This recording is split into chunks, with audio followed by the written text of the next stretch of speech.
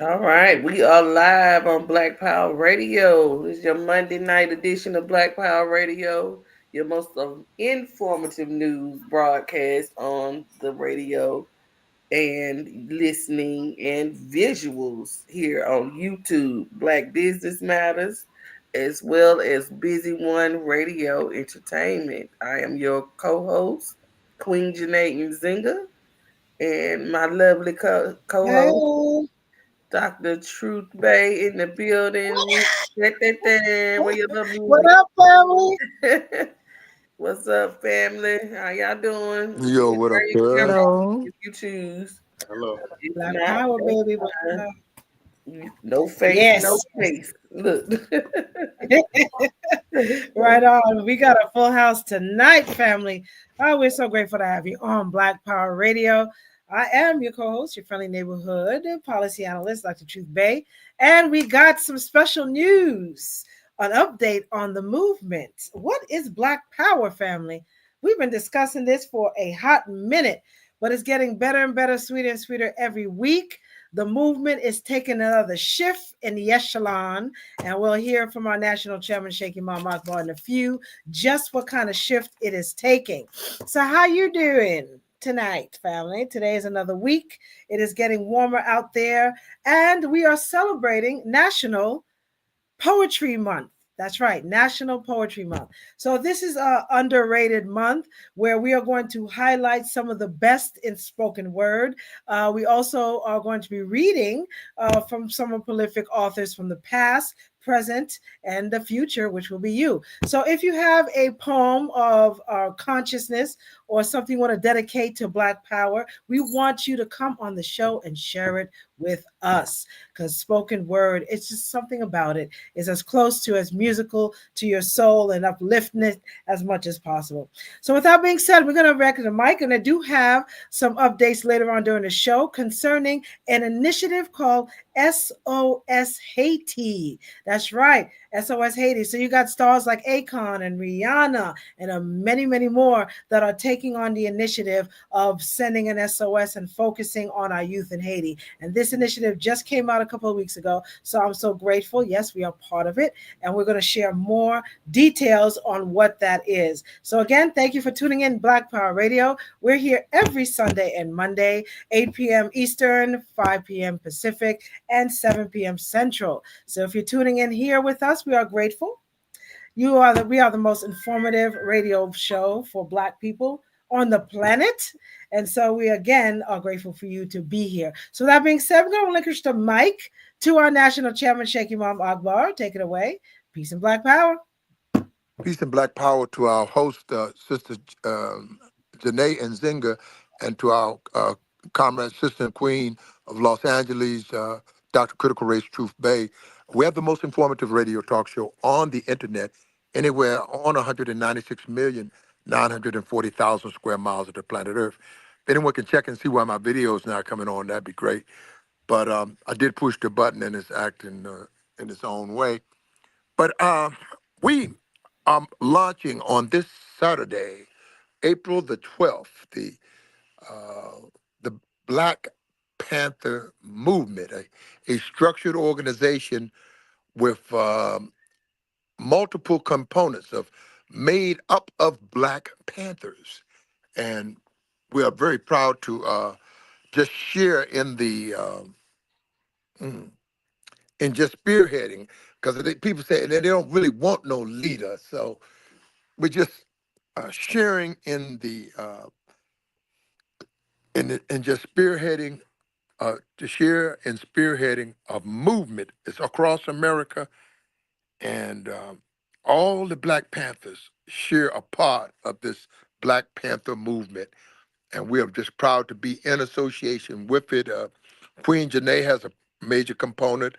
Our beloved brother, uh, let's see, Crazy Horse has a major component. We have brothers throughout the South. Brother K.D. Walt has a major component in that movement. Brother Malik out of Atlanta, Georgia, has a major component to this movement. And we have them throughout New York. Brother Ajabu out of Indianapolis, Indiana, major component of this movement. And that list goes on into Vegas. Our brother, our newspaper, is he on tonight? His brother newspaper on, Queen Janae?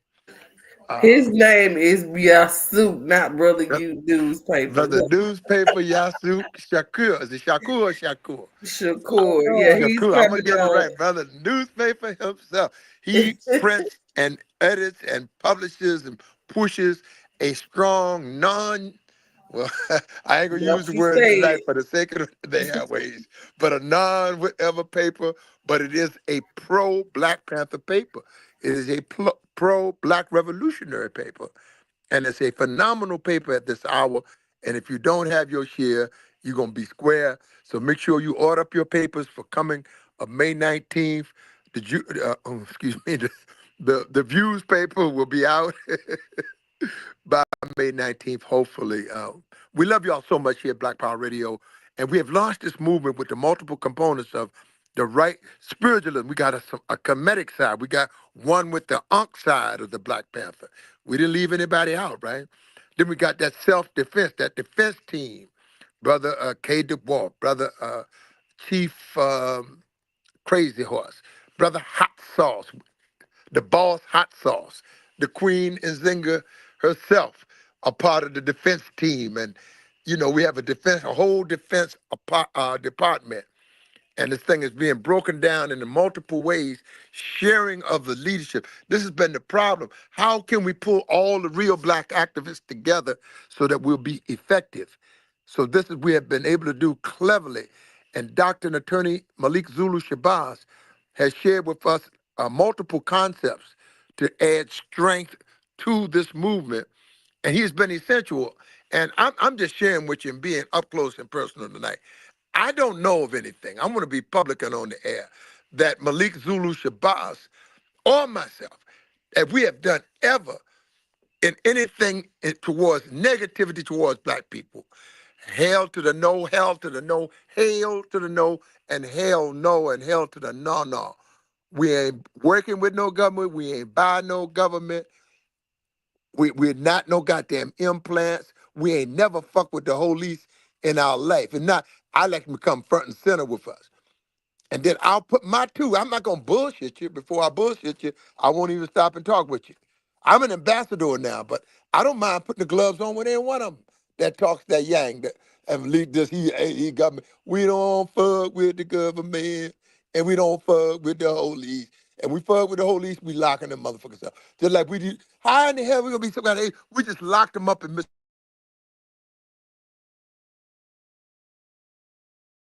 full circle with me and go into South Carolina with me and shake this no good bastard while we got him in fucking rehab.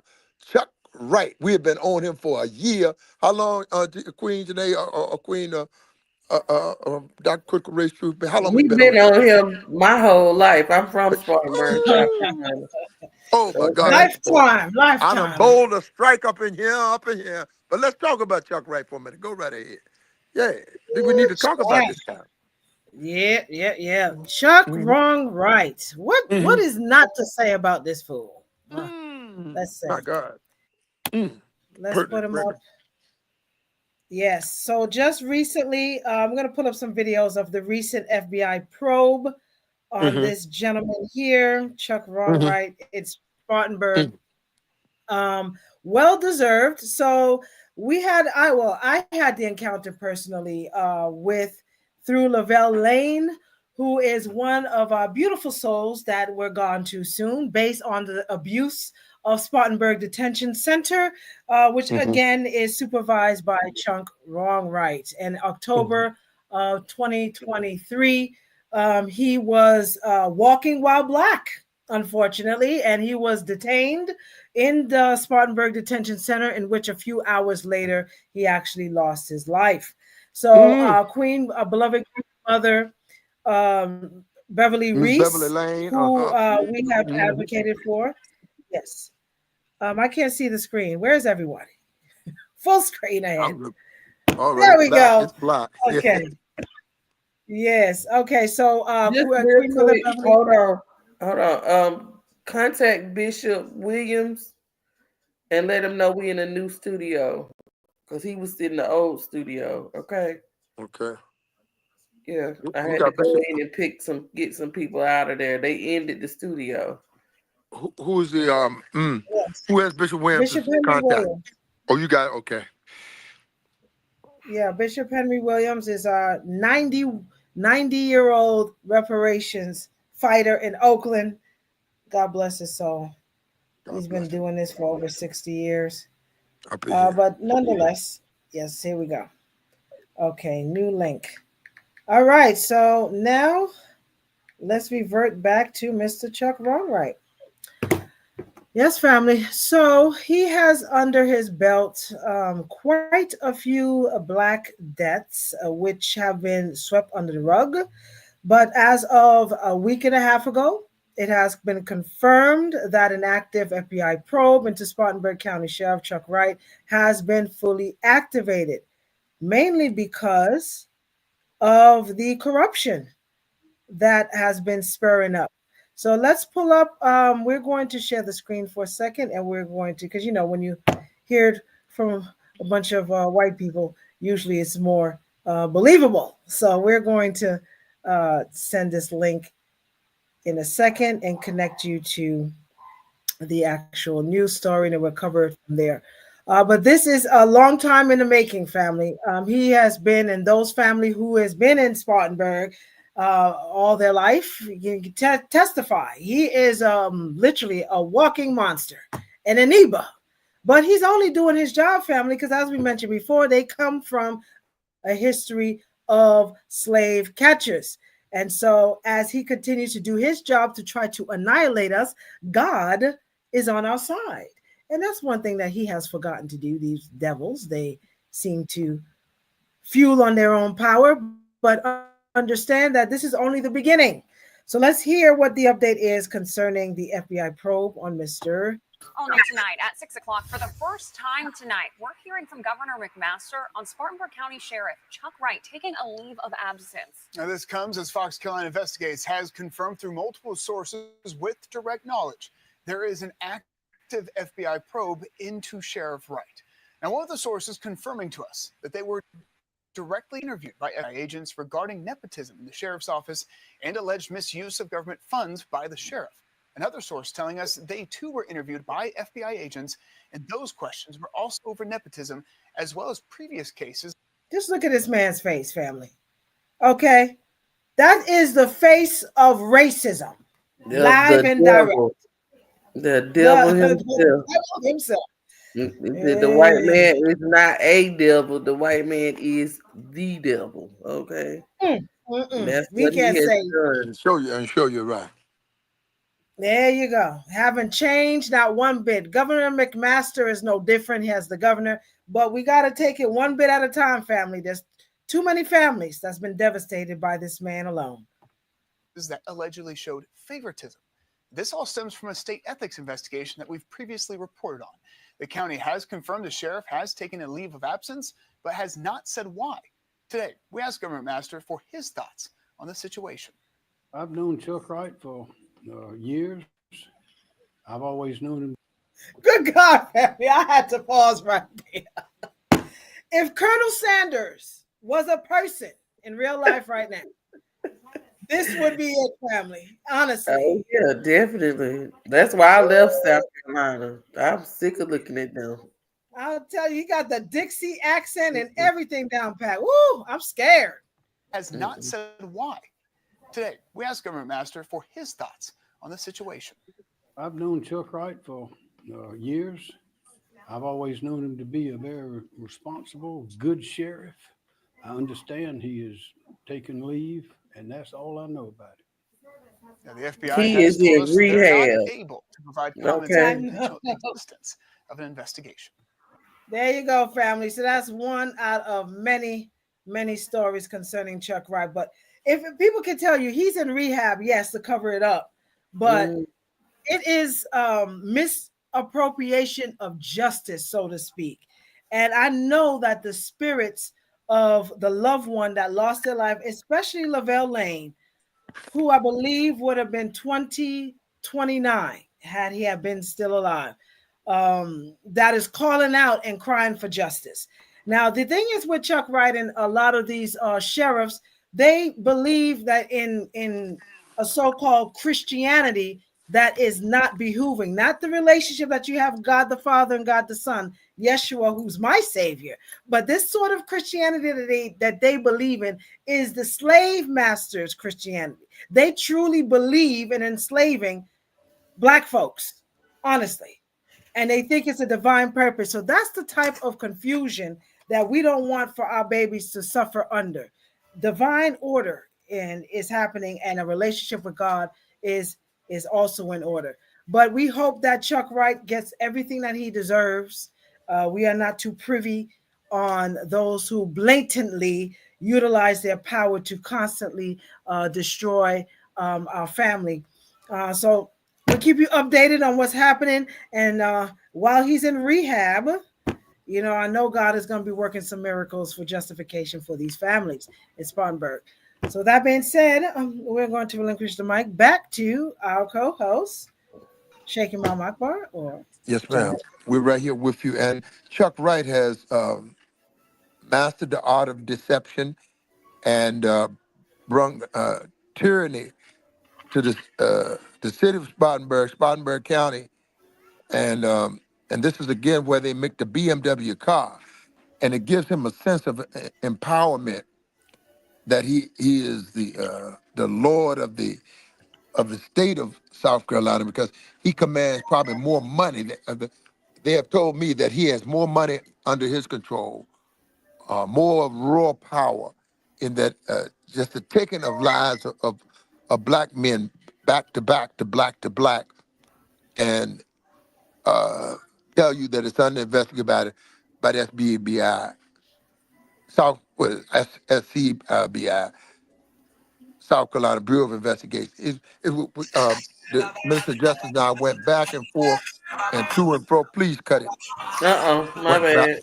back and forth and to and fro and back and forth with that SBIB and SCIB, South Carolina, BI, right? SCBI, South Carolina Bureau of Investigation, played tricks. The state government, the state investigators, the state's attorney, and then all the way black or back to the local DA, and couldn't find any probable cause why there shouldn't be a major investigation on him covering up the deaths, multiple deaths at the detention center,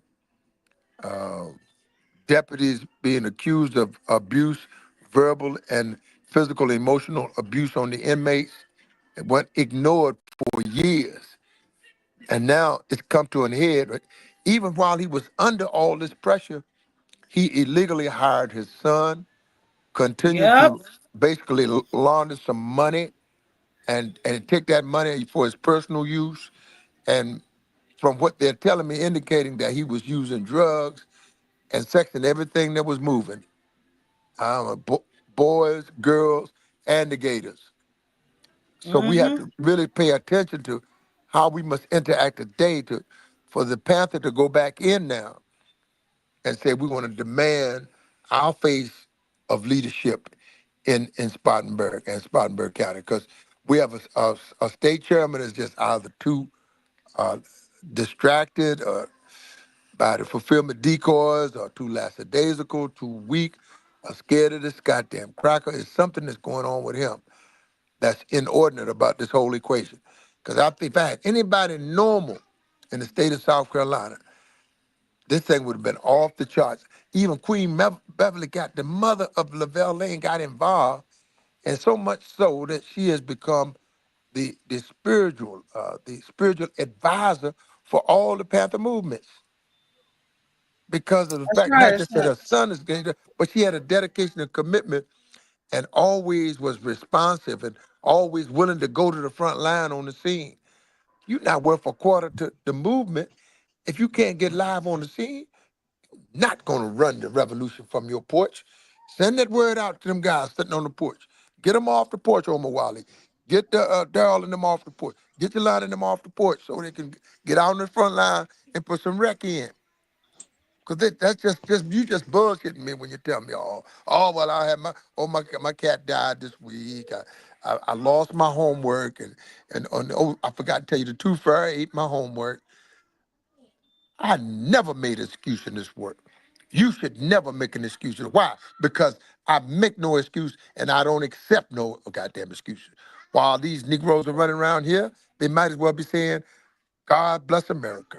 But I'm telling you right now, the Almighty God of all the worlds and all understanding and surpasses all comprehension, the Lord of all the worlds, the Almighty Jehovah, the Almighty Yahweh Elohim, the Almighty Allah Subhanahu wa Ta'ala, the Most High God, may be very well, rehearsing for a time. And we say, God damn America at this hour. Oh, you got to wake it up. Yeah, 360. so we actually Hmm? have a footage of Ashe, Lavelle I say family. Black Power and Black Power Black Power. and Black Black Yes, Power. so Power, let's yeah, share it the is. Well, screen. somebody should say black. Everybody's scared to say black power. You said to All say right, "God power to damn the people. America" when you see the curse from the heinous hate crime they did to Lavelle Lane alone. You should say "God damn America." If America lets him off the hook, then "God damn America." If we shot down Saddam Hussein, Osama bin Laden, and Muammar Gaddafi, we're doing goodwill toward America and going after an international figurehead or a president and after their families, then God may be very well damning America at this hour. So don't All right, cover let's it share up. the They screen. already Let's damn. bring it on to They just 360 scared to tonight. say it. Because it's not gonna get you out.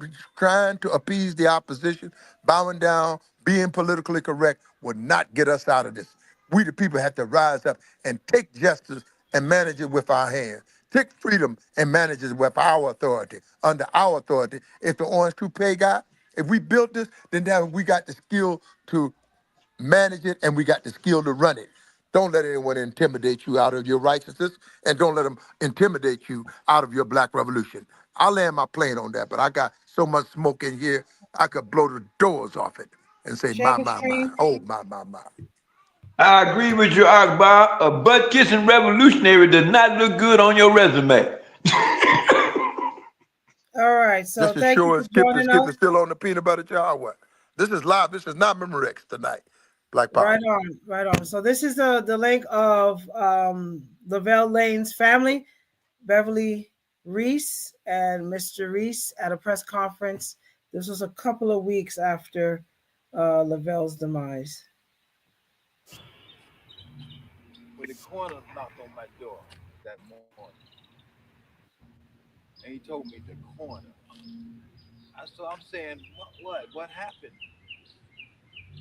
He said your son is at the detention center here in Spartanburg, South Carolina. I said, is he all right? He says, no, sir. I'm sorry to bring you the bad news. Your son has been is died. I said, what happened? I said, was he tased? He tells me, yes. He was in Brooklyn, New York. We moved from Brooklyn, New York 12 years ago. He asked to come down here because Brooklyn, New York is kind of it's different from South Carolina. And we sent for him 2 weeks ago. He's in the funeral home now. And I just want to know why. These people inside of this jailhouse right here wouldn't give us no information. We went to captains. Everybody told us they didn't know. And I would like to know why my son just arrived in South Carolina 15 days ago, and he's now in the funeral home. All right, share this instead. Okay, and this is the full story from Undisputable with Rashad Ritchie. Naked. The family wants answers. Let's put up the picture full mass here. This was in Spartanburg, South Carolina. The family of a man who died in police custody earlier this month. They are now demanding answers. Lavelle Lane, 29 years of age, was arrested the evening of October 2nd on a charge of walking in the roadway and was taken into custody by the Spartanburg County police, family members said. The family said also that Lane suffered from a mental illness, specifically schizophrenia. He died at the same facility the next day. Lane's father, Andy Reese, gave some more background. Here's the quote. He died, and at 5 o'clock in the morning, and they, talking about the jail officers, made rounds around 3:45, and they give food out in trays. The officer noticed that he, being Lane, was on his knees. They say they called his name and they rushed the door open and they called the nurse, but they got no response. And the nurse called EMS and EMS came and then he was dead. The family is now trying to find out exactly what happened while he was in custody. Reese says a representative from the Spartanburg County Coroner's Office told the family Lane had died and that he was also tased by deputies. They tased him and he was butt naked. Reese said of what happened to his son while in deputies' custody. While body cam video and security footage exist, so far, the sheriff's office, they have decided not to release any of it to the public. The sheriff's office denies the situation. Atlanta Black Star requested more information regarding Lane's son's death.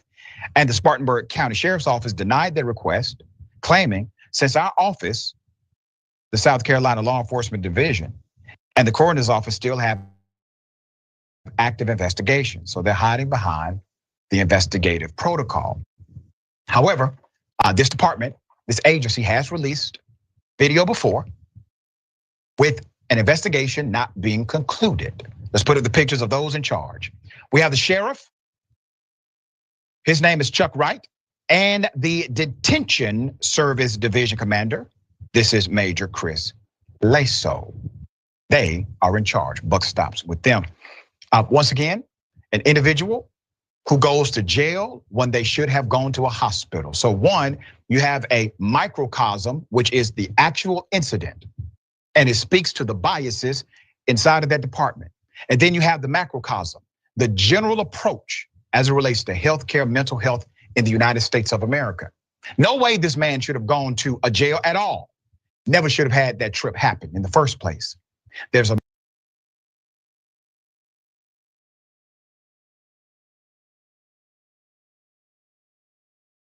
All right, so that is one of the many coverages of, again, the tragic death of Lavelle Lane.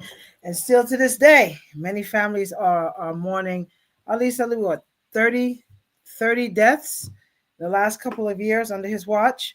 Enough is enough already. So we again welcome you to Black Power Radio. We got a couple of guests that we're going to head off with. First, we're going to head in the hour with Queen Mother Valerie Dixon, the author of Too Black to Succeed. She has a speaking engagement with some of the youths tomorrow on the issues of being Black and a business owner down there. So we're going to play one of our musical breaks, No Justice, No Peace, and we'll be right back on Black Power Radio. No peace! No racist! Police! No justice! No peace! No racist!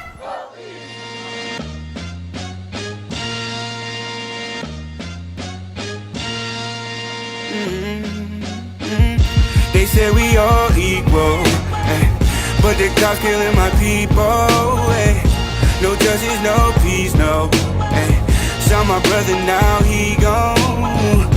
No racist police, no. That's just something we gotta speak on. No justice, no peace, no. No justice, no peace, no. Look, you can't walk outside the house with a snapback. Police would think you thugs, react, then they clap back.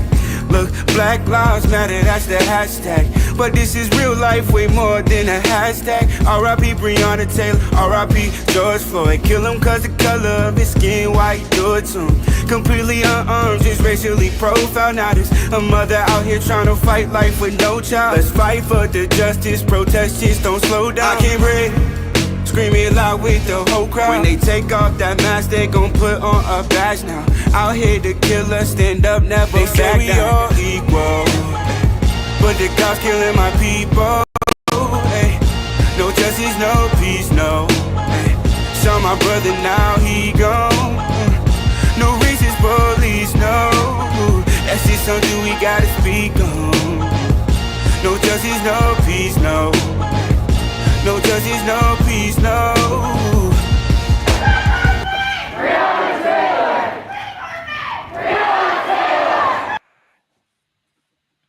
All right, no justice, no peace. That is our song of the hour. And we're actually honoring Black Poetry month of April. So if you have a piece of freedom, of consciousness, of liberation, we would like to hear from you. So without further ado, we want to bring our first guest tonight, Queen Mother Valerie C. Dixon, who is the author of Too Black to Succeed, the FinSac Experience. Now, last night we had Sister Yola Baker, and we're trying to get Mr. Mishak Willis, who are two of the three victims of the FinSac Experience. And as we mentioned before, the FinSac was an agency that took over, supposed to help the banks in Jamaica with small business loans as well as mortgages, and they ended up taking some of the profits for their own, leaving 44,000 hardworking Jamaican families out of a business and out of their home in something called usury. So, for example, if they took out a $10,000 loan or even signed off just to borrow a few $100,000 for their business or small home, they ended up paying in a tune of millions of dollars. Millions of dollars. So without further ado, and also we got Chairman Paul Ross Polos here as well to something. So, Miss Valerie Dixon, greetings and Good welcome. evening. Good evening, everyone on the platform. Good So evening. nice to be with you this evening once more. Yes, yes, thank you. And we are going to queue up, just for those who may not know about FinSac, queue up the FinSac Commission, in which, again, this was one of the main agencies that was here to help these families. So, Ms. Valerie Dixon, can you tell us a little bit about what was FinSac and what eventually ended up doing to these families, including yourself? Oh, yes. I'm going to make it very, very simple by saying that what happened to us in Jamaica is not unusual. We, anywhere on the planet that had a colonial experience, white colonial, whether it was British experience or European, the French, the Spanish, the Portuguese, the British, wherever there was colonialism and imperialism, the Black peoples under their watch as slaves suffered the same injustices. It didn't matter whether you were in Jamaica or whether you were in the South laboring in the cotton fields of America or in the sugarcane fields in Cuba, Brazil, wherever, the experience was the same. And for the FinSac experience, what it meant is it is an acronym, FinSac, which means Financial Sector Adjustment Company. What the government said they tried to do was to make the banks that had a bank run on them. I don't know if you know that when times get hard and the government tries to do certain things, it triggers lack of confidence in the financial sector. And when people see that banks, for very simple reasons or sometimes not so simple reasons, are deliberately drained of cash, as in the case of what happened in Jamaica, it's almost hilarious, very funny what happened when the dishonest banking system that we have did something that triggered what we call a bank run on all our local indigenous banks, merchant banks, and all insurance companies. People just rushed to take out their monies and cash their policies, insurance policies, and they would literally put the money under their mattresses or bury it, and the economy went into a tailspin. There is no economy that can operate without cash. So it means that these 44,000 businesses and our family business was included. So this is why I know from first-hand experience that when I talk from a position of knowing. So with the banks strapped for cash, they were a word we use as insolvent, meaning that they didn't have enough cash after the bank run to lend small, medium, and micro businesses monies to keep up with technology, to buy state of the art equipment, to increase their competitiveness with overseas companies. All of that they were not able to do. And without cash flows, these 44,000 businesses had no choice but to declare bankruptcy.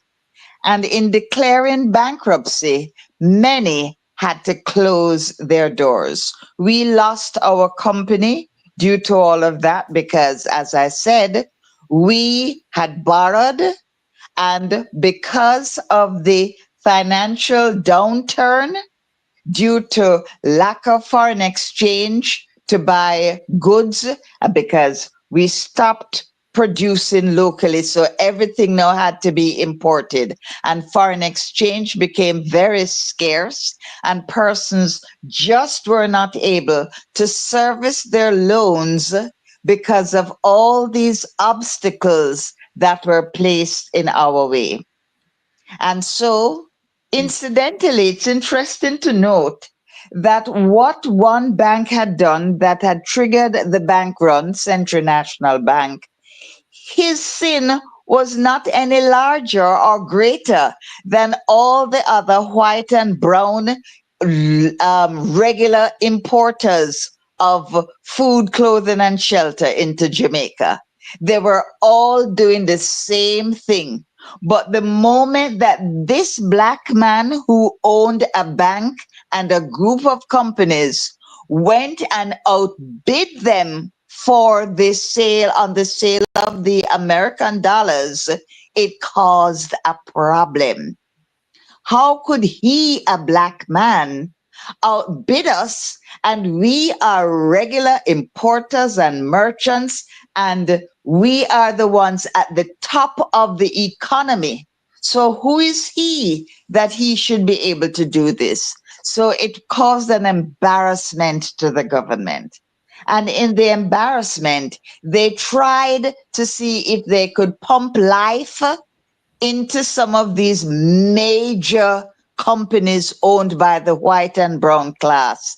And that company that they established with the mandate to put these large conglomerates back in business, back in viability, back with cash, etc., they formed this company that we call FinSac. Unfortunately, FinSac did not carry out its mandate, meaning that it did not help the troubled banks and the troubled insurance companies to get back on their feet. And if banks have no customers, that is the ordinary man in the street, you and me, if we don't go to the bank and borrow money, then the bank cannot make profit, which we call interest. So it was a vicious circle. We couldn't get access to foreign exchange. Something bad happened to the street agents put out by the central bank. One of them was actually robbed of millions of Jamaican dollars that were used. I don't want to give away the book because I want everyone to read it for themselves. But that incident was what triggered the bank run, because the government, seeing the embarrassment that they were faced with, went after this particular black bank owner, not just manager. Now he owned the bank and a group of merchant banks and other companies as well, and they set about to destroy him, and they actually did. But in the process of destroying one man, it had a domino effect, because the rest of us had the bank run on all the local banks, not the foreign banks now, on the local banks, and they were destroyed. So the Mhm. people who would go to the bank and borrow money could not borrow any money. And the monies that they did borrow, the government did a, I don't know what to say, if it was a wise thing, but if you're a government and your economy is low on cash, then you're going to try to do everything possible to entice people to bring money and lend to the government. And this was exactly what they did. All the Wow. cash rich companies and from this ruling class, many of them who had received reparations or compensation, their generation, their ancestors, sorry, had received a compensation, which we call reparation, but I hear we're not to use that word anymore. But for the sake of clarity, let me say reparations. About 5,000 families, planter class families in the West Indies, in the Caribbean, received compensation from the then British government for the loss of their slaves. Now Mhm. imagine, it's the slaves who did all the work, and yet it's the planters who did nothing who received Mhm. compensation or reparations. So That's these right. people are cash rich with this old money. So what they did with their surplus cash was to lend it to the government, because remember now all the cash has been taken out of the local banks, local indigenous banks, to lend it to the government. And the enticement was exorbitantly high interest rates to encourage these people who have surplus cash to come and buy papers known as IOU or government papers. That's what we call investing in paper. So they would buy stocks and shares and bonds and treasury bills, which in effect, in simplicity, are just pieces of paper, like you would write the letters I.O.U, and they would have these papers at these guaranteed high interest rates, so that when they're ready to cash it in, they would make much, much, much, much more interest than normal. Unfortunately, if you want to borrow money from the bank, then you would be slapped with these high interest rates. See what Right, happened? right. And then because of that, they had created a commission because of this type of usury, which is up to probably 120% that they That's were right. charging to these families who were just probably borrowing a couple of 100,000 at maximum, ended up paying millions and millions of dollars. Now, if we could share the screen, excuse me, the No, FinSAC I just Commission, the FinSAC to, Commission that was created in 2009. Yes. I'm not hearing so well. It's gone low.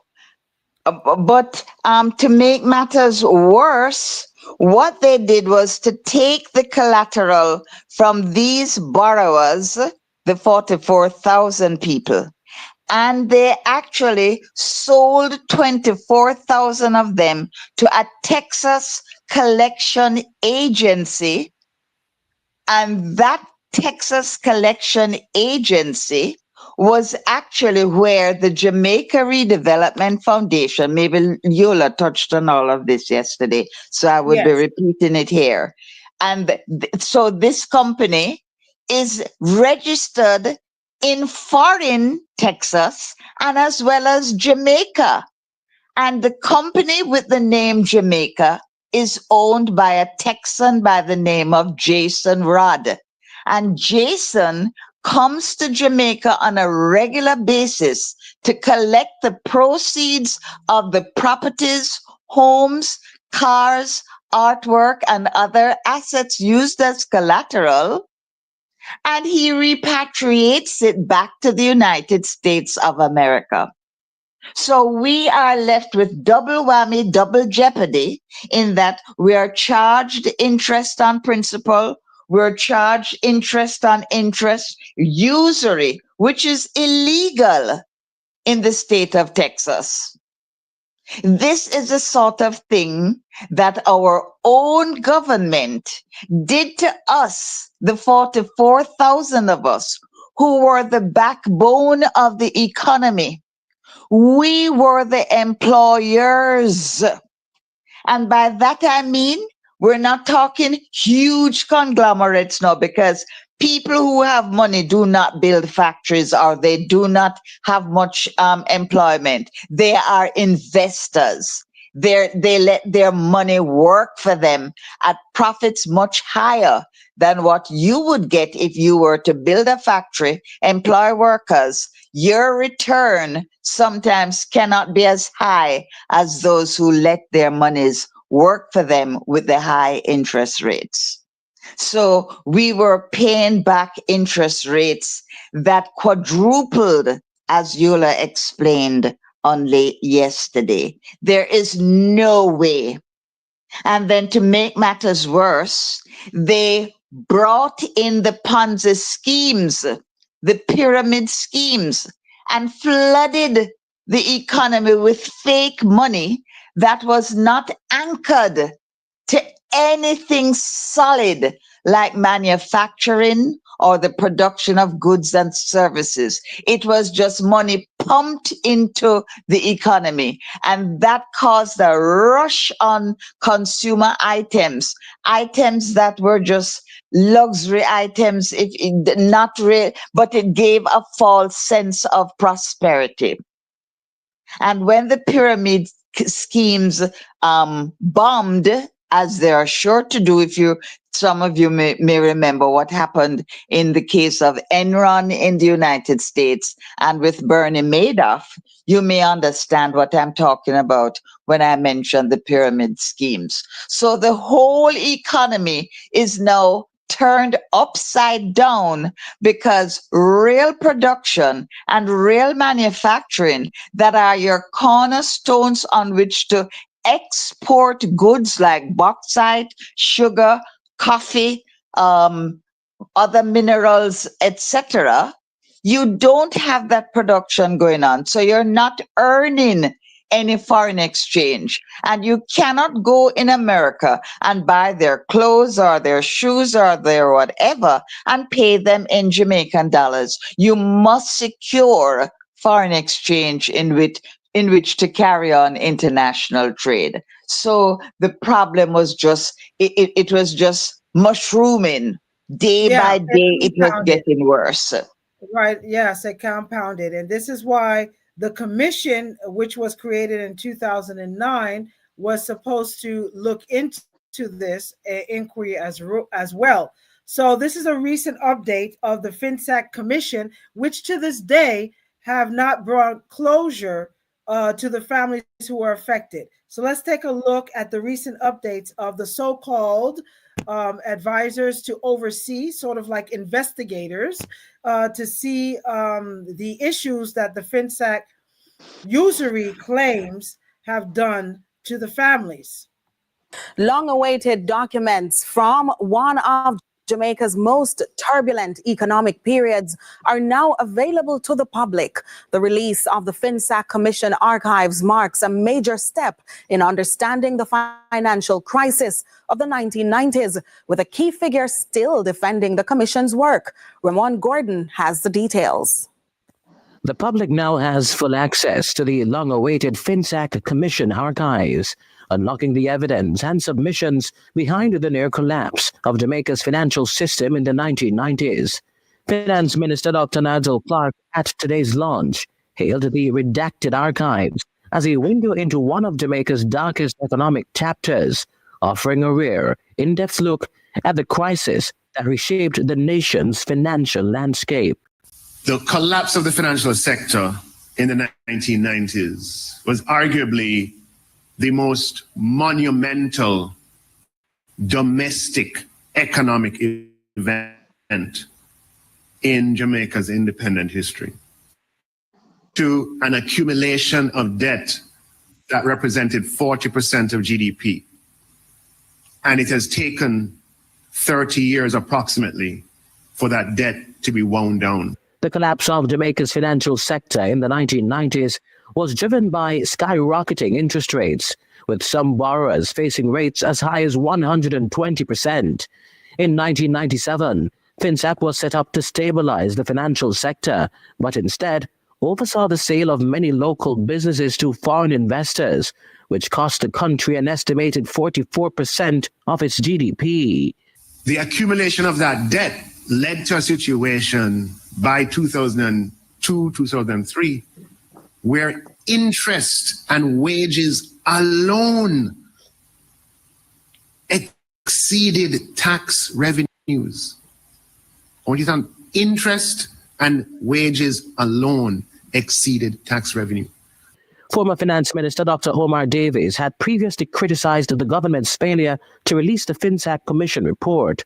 He served as minister during the crisis and defended FinSAC against critics.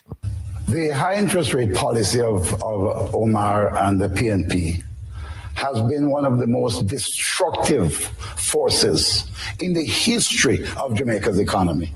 Many entrepreneurs lost their businesses. Many companies that were over 100 years old in Jamaica were destroyed and sold to foreigners. And even one of his colleagues who sits in this room today described it as the greatest transfer of wealth from the poor to the rich since the abolition of slavery. Speaking with CVM News on Thursday, Dr. Davies maintained his support of the commission, albeit with a caveat. FinSAC was established in order to address problems, but somehow the story has been twisted that FinSAC is blamed as the cause of the problem. The real issue was the extent to which persons who had accounts, the government took on the responsibility for reimbursing the savings. That perhaps was an error. Over $160 million was spent to produce the report, and it took over a decade to gather all the relevant information.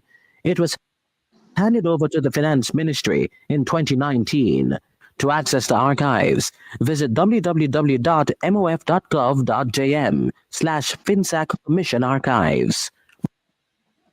Well, I tell you, family, $160 million, they said, was spent to oversee the accountability of this corrupted body. But actually, it's over 300 million from what we just heard from Miss Yola Baker as of yesterday. Now, this is one of the stories that, even though it happened in Jamaica, we are still going to cover it, family, because we have none other than Brother Shakur with the eye of the Panther newspaper that's going to cover this in full in the next circulation. So, Brother Shakur, hearing this story of FinSAC and this corruption, how do you feel that this story with the eye of the Panther will help open up the doors for those who may not know about this tragic event? Black Power, yes, ma'am. Appreciate having me on and being able to speak. Black Power, Shakur. Black Power. One thing, it comes down to the proper teachings. You know, our people are taken advantage of anywhere on this planet that we may stand. So we have to make sure that we empower our people so that way we can know how to deal with things like this when they come around. It's sad that it was other black people that were involved with doing it, other Jamaicans that were involved with doing it, but that's what you get, and that's what comes along with a lot of situations that we deal with. But as far as for the paper, yes, that is what the platform and that is what the paper is for us to be able to get these type of things out so that way we can get support to our people no matter where they may be, whether in the United States, in the Caribbean, in other continents, or wherever the case they may be. That's what this paper is for. So Yes, please, like I spoke on yesterday, email it to me. Give me the details. I'm learning more of it as I listen to you guys, and I will do more research on it. And yes, we will be covering it in the next issue. Right on. So if anybody wants to send an editorial or a story for you to cover, it's our black media that's going to cover it, which is why the Eye of the Panther is such an important piece of media because journalism really breaks barriers when the mainstream media does not and will not cover our issues. So can you tell the listening audience where they can find you to send their stories? Yes, ma'am. The Liberation Paper, 2024 at gmail.com. I see someone put it up. They didn't have it. Should be the Liberation, TheLiberation, paper, PAPER, 2024 at gmail.com. That's all one word. All right. The Liberation Paper 2024 at gmail.com. And can you tell us a little bit about what motivated you to start the Eye of the Panther? Really was to carry on the legacy of the Panther papers that came previously before it. There really wasn't a real strong Panther paper that was out that was widespread and based in a lot of different locations. Plus, not only that, our people needed another voice. We can't pass up any voice that can help us to get anything out. So anything that help to bring things to the table and bring light and share information, everyone should be trying to do that anytime that they can. And this is my contribution to not only our people, to the movement, and not just here but worldwide, to try to be able to do my part to help that. Right on, right on. We are so grateful for you, brother. And we definitely got a lot of stories that we need covered. So, Queen Mother Valerie Dixon, do you hear that? We I have the heard, and there is one little thing I'd like to just pin onto what I've said to show you just how propaganda can work on our people.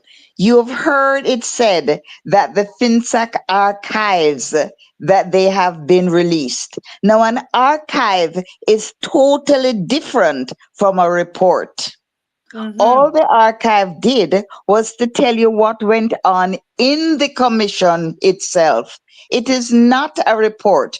But when people hear the word, oh, we have released the FinSAC archives, everybody relaxes and say, oh, I must read it because that's the report. The report still has not been revealed after 25 years. And the reason is simple. Both sides benefited, and it's going to cause embarrassment. But what has to be done is to be done. I am just finding out that two of my family's businesses, collateral, have been sold without our knowledge. And How so do you that's very recover sad. from that? And Yes. this is what has happened to the 44,000 of us with 24,000 collateral being sold by the Texan Jason Rudd through the Jamaica Redevelopment Foundation, which is registered in Texas. And usury is applied, which is illegal in Texas. So why is it legal in Jamaica? These are the Actually, it's things. not. It's not legal. Again, this is brother Jay Muller just mentioned it in the comment. We as a people got to look into the current constitutional laws, as counterfeit as they may be, but we have to be inclined and we have to be knowledgeable in legislation, which is why they're going to continue to pull the wool over our eyes, the majority of our people that are not in these political spaces. So that's why we want to empower our youth. And that's where we're going to go actually to our next guest after this break, to Brother Hanif, and creating their own political system. And Miss Valerie C. Dixon, what is it that you'd like to see ultimately with vindication? And can you tell us a little I bit would like to see compensation being paid to all of us who suffered at the hands of our own government in relation to what they have done to us and to how they have confiscated our hard earned assets that we use to secure loans to improve our businesses and in the end to employ even more Black people in Jamaica, to create employment for our people. And that's how they destroyed us. And then bringing foreigners now through a thing called liberalization. But because our people don't know, and this is where this platform, I find it so helpful because it is informing, especially the generations behind who we have to pass the baton on to. So I thank you very much for giving me this opportunity to say these few words. And I do hope I was clear enough to make persons understand that the same thing that happened everywhere there's colonialism and imperialism is no different from what took place in Jamaica. Thank you all very much. Oh, thank you so much, Miss Valerie Dixon. And We thank you so had much you for making that contribution here at Black Power Radio. Yes, yes. We heard you loud and clear. And again, we are covering the FinSAC experience so that way others can know that it's not just the U.S. that try to get over us as chattel slave, but everywhere. These colonizers try to rob, steal, destroy. Please mute up, y'all. One mic on the moderators and the host, and please mute up when you're not speaking. Right on. Thank you. So we have just a few seconds of commentary from Chairman Ross Polos from the 6th region. Try to chime in while we go into our musical break. And then we're going to speak to our brother, a young executive out there creating his own political party, Brother Hanif from DC. And it's so exciting. We're listening to Black Power Radio. And if you want to help support this broadcast, you're going to donate to $77 Bakers. That's $77 Bakers. So we can continue to bring you informative news every week that's affecting the Black man, woman, and child. Los Palos? Question.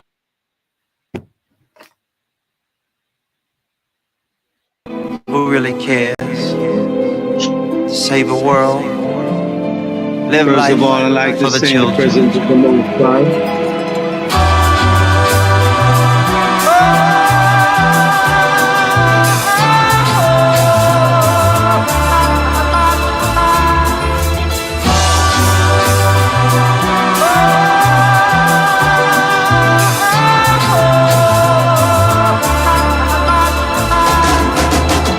Like, bro, I can't hear you.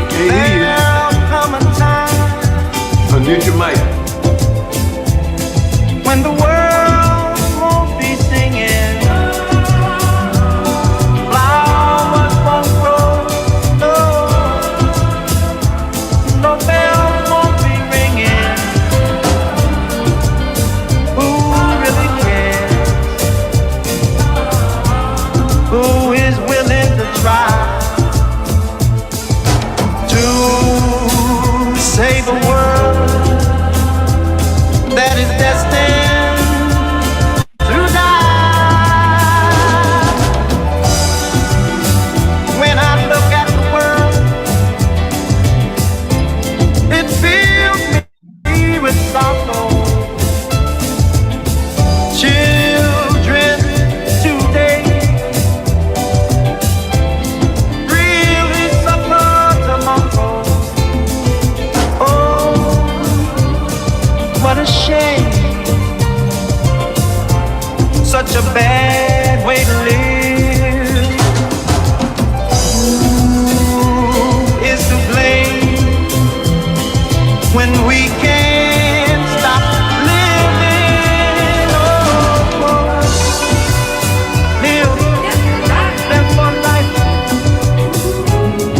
but to live everybody. Live life on.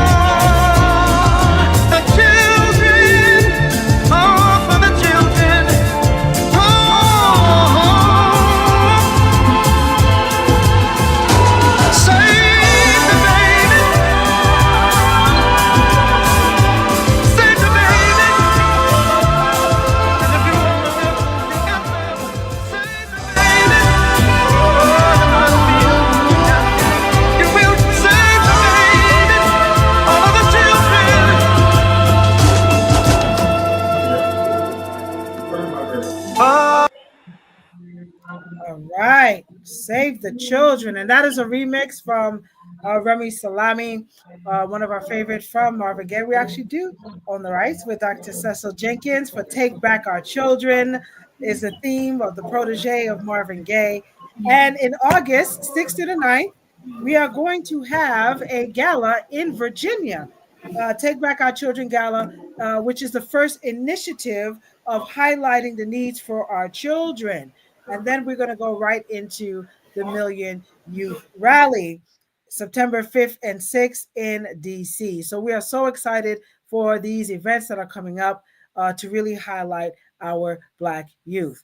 So right before we go into our next guest, we have Chairman Ross Polos wanted to chime in for a second to give his few cents on the FinSAC experience in the 6th region. First of all, I like to say, family, in the presence of the Most High, the great heart of divinity, we bring you peace and goodwill. And as what Sister Valerie explained, the FinSAC archive is not the inquiry report. And it is not a coincidence that in the present sitting of Parliament, the present Prime Minister, Mr. Andrew Holness, has now brought it back into Parliament by using it against Mr. Mark Golding and Mr. Peter Bunting, who were beneficiaries of the FinSAC. But Mr. Holness does not tell the whole story, because the greatest beneficiary of FinSAC was actually Mr. Edward Siaga, the JLP party, the whole instigation of it through the American buying up all our debts, 44,000 as you heard, that has continued the crippling our economy. We became the biggest consumers when we were the biggest producers in the Caribbean, maintaining our self-integrity, making things, creating employment for Black people that was relevant within the region. So when we speak of FinSAC, you're talking about the greatest transfer of wealth from the poor Black man to the rich plantocracy class of the Caribbean. And that is what you have. So I'm glad that sister was able to explain that this archive is just telling the stories like once upon a time. It does not tell the beneficiaries. And that is why we cannot have the real report, because it will show immediately all the companies that was set up after the 44,000 and the banks and our insurance company that was FinSAC. It shows immediately the new stock market that was set up by the beneficiaries of the 44,000 Black businesses. So that is very important. So this is absolutely. And again, we are grateful to share that on Black Power Radio, because these are issues that we need the community as the diaspora to help follow suit with. So thank you again, Queen Mother Dixon and Ross Paulos, to share the FinSAC experience. So, Brother Shakur, we're going to look at the Eye of the Panther to cover this story at length. And if you're tuning into Black Power Radio, we want to say thank you for supporting one of the most informative Black medias from around the globe. So we're here every Sunday and Monday, 8 p.m. Eastern, 5 p.m. Pacific, and 7 p.m. Central. And so now we're going to go right into our next guest. Is a powerful, powerful youth, one that is going to be a significant change in the Million Youth Rally happening in DC. So right before we get, let me remove this from the studio. Okay, right before we get into who this fabulous soul is, this strong brother is, we're going to give a little highlight of the Million Youth Rally that we are holding.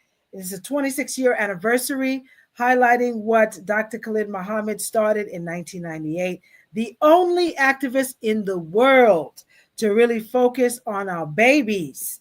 And so the Million Youth March legacy will take place exactly to the day, September 5th to 2025. And we're looking for a few good men, women, organizations to help be part of this historical remembrance for our youth. Young brother and sister, be a doctor if you want to be a doctor. Be a lawyer if you want to be a lawyer. Be a scientist, be an engineer if you want to be an engineer. Just use your talent and your knowledge for the benefit of your people. The message is so important that it needs, if they can't go to the message, then the message needs to be conveyed to them. And you're the messenger. In a way, I'm one of the many messengers. And he's a natural at it. Every now and then. At age 4, Allende became a public speaker, reciting the words of great orators like Martin Luther King Jr. That in spite of the difficulties and frustrations of the moment, I still have a dream. Fulfill their responsibilities. When you stop making excuses, when you start standing with our mothers, when you start teaching us to be humane, then we can build a new nation of strong people. Yes, that you guide us and protect us from this day forth and into the new millennium. We facilitate this process by reciting the ancient sacred words. We hope that the young people here in this city will pursue education to its highest degree and put God first in everything that they do and begin to develop themselves. And give special thanks to the world's leader in rap music, No Limit Records, and Brother Master P.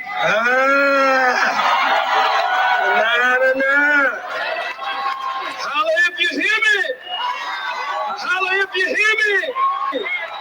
Go buy every record of Master P you can find.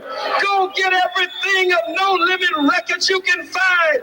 We'll work on all of our rappers in the future to work toward liberation lyrics and revolutionary rap. But let's give Brother Master P and No Limit Records a strong hand for financing this event here today.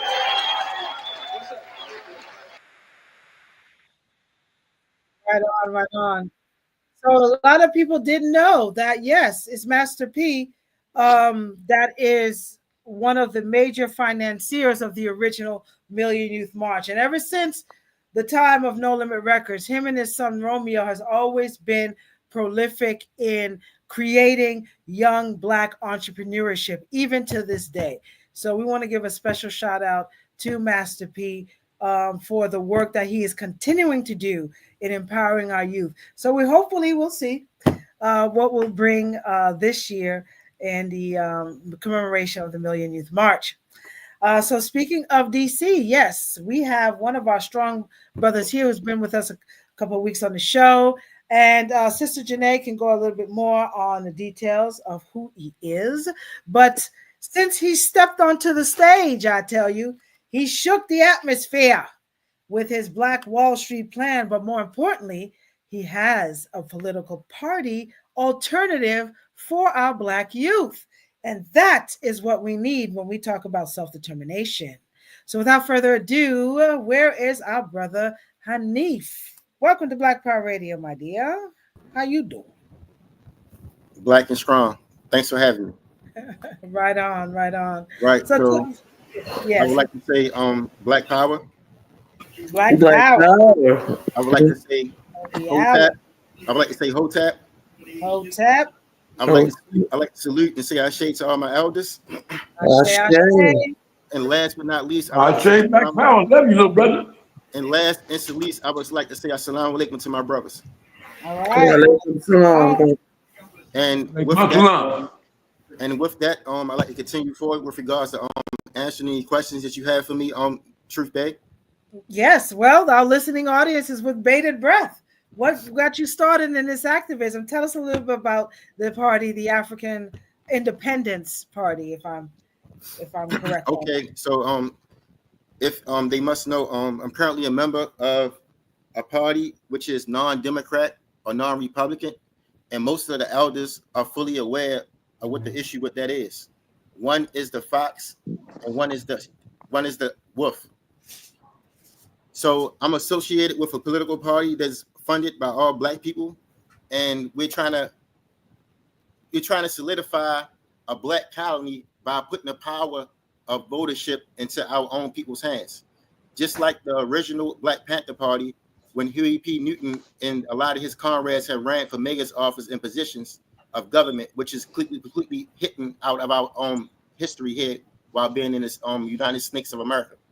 With that being said, the party represents us as a people as a whole, and we're trying to center ourselves around and tackling the needs of the issues with regards to our communities. That's right. That's right. And that's part of our 10-point platform as well, to create a justice system, a jury and peers of our own, to police ourselves, to really create our own party. And the Black Panther Party in 1966 did just that. And so we want to honor our ancestors and bringing this new movement, in which we're going to tell you a little bit about, as our national chairman has mentioned earlier, that this is a refined new movement. We're not new to this. We are true to this. And so it has to be defined for the sake of our cubs. And this is why this year we're looking for a few good men, women, and youth to take forth in that fame. And Brother Hanif has been doing that for quite some time now. So tell how people can join, and what was the method behind getting involved in the importance of having our own political party.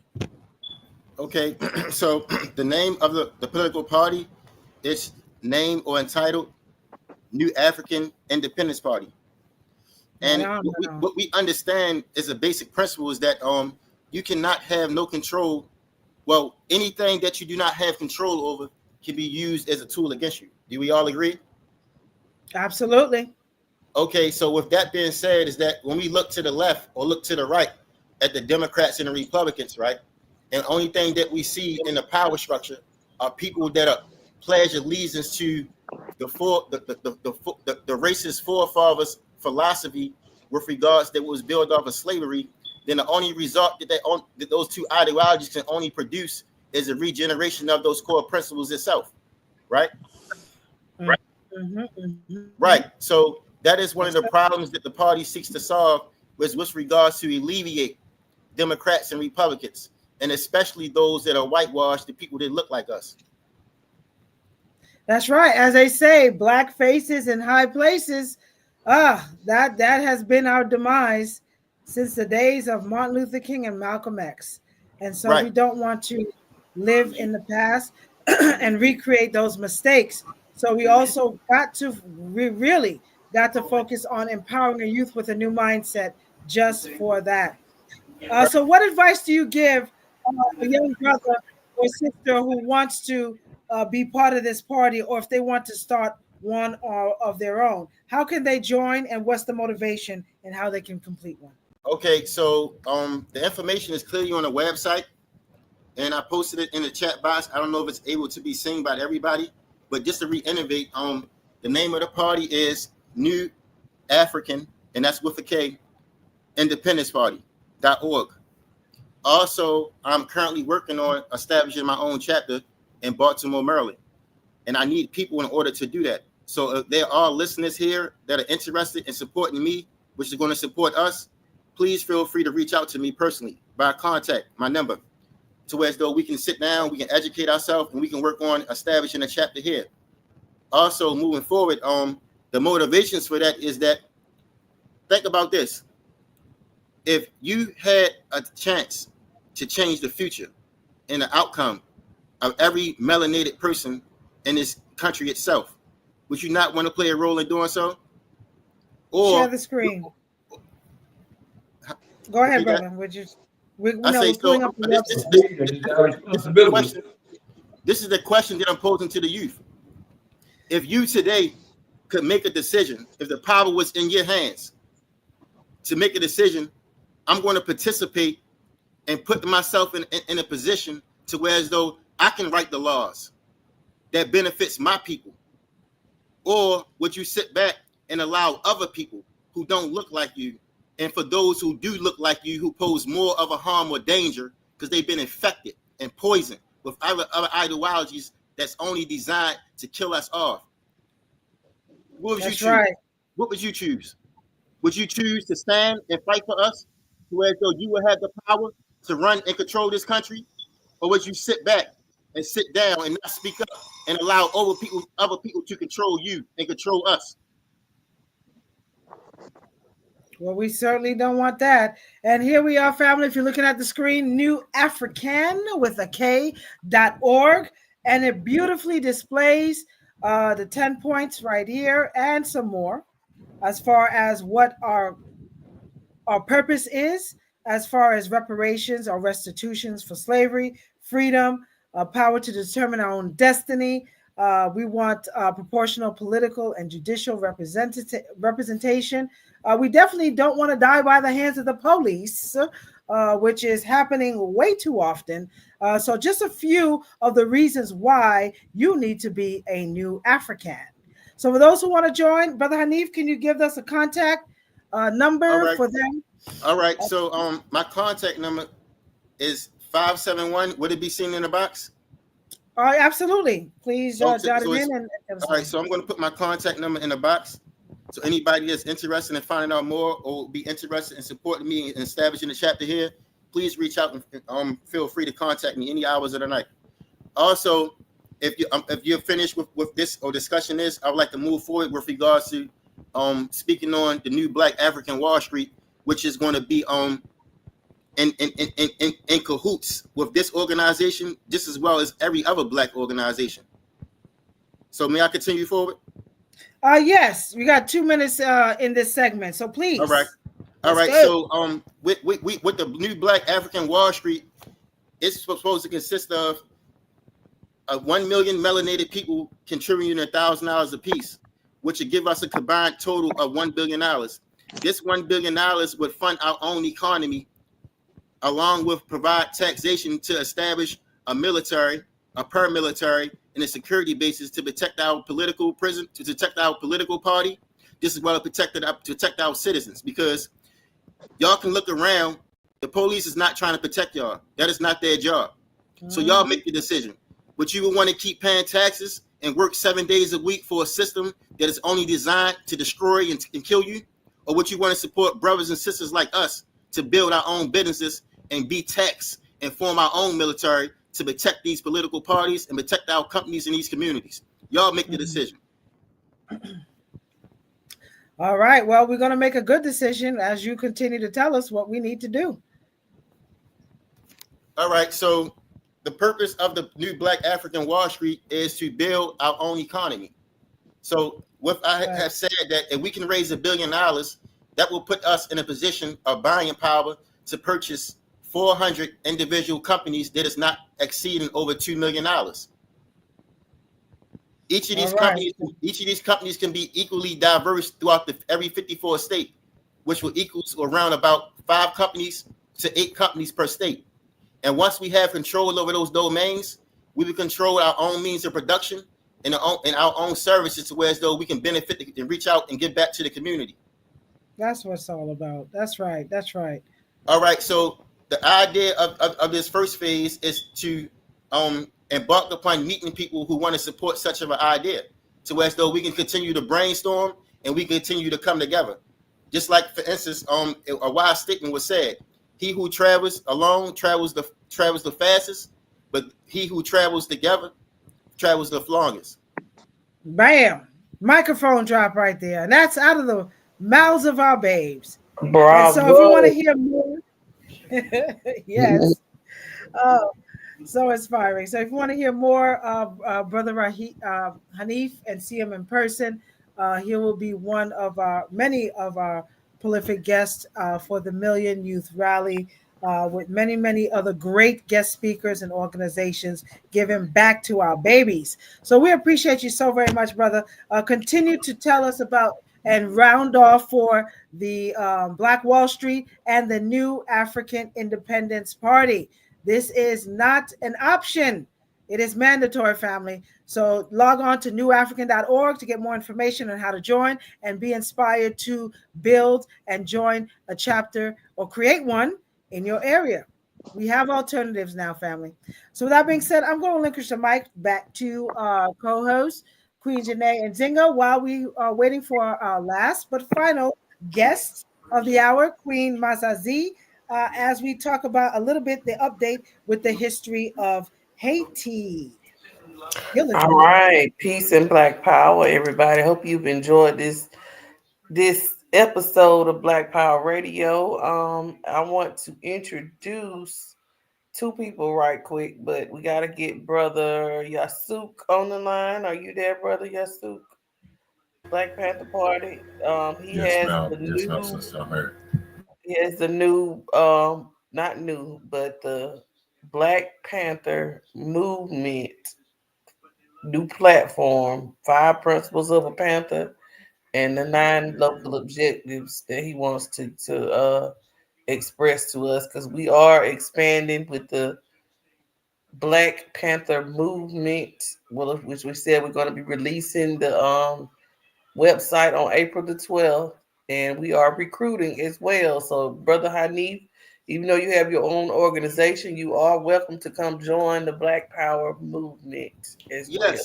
Yes, and I have a little joke, and Queen. I'm not trying to embarrass you, but Truth Bay mentioned that she was going to have you add in with regards to speaking about my presence here, though. But it's a little it's a little joke, though, right? As a matter of fact, believe it or not, is that I met the Queen I would say not incidentally, but kind of strategically, to where as though when I approached her, I was actually recruiting her to support me in my organization. And as a matter of fact, it turned around. She ended up recruiting me. However, though, but it speaks to her sincerity and with regards to really want to help our people, because that's one of the first questions I asked her: was would she feel comfortable, or is she interested in supporting Black people and us trying to build an economy? So as our conversation started off that fundamental principle, she introduced me to the people who I'm currently on the show with, that we have a whole platform, and you need to get around the right people, because there are people out here that will support you if your voice can be heard. And next thing you know, that here I am. So I'd like to thank you once again, Queen.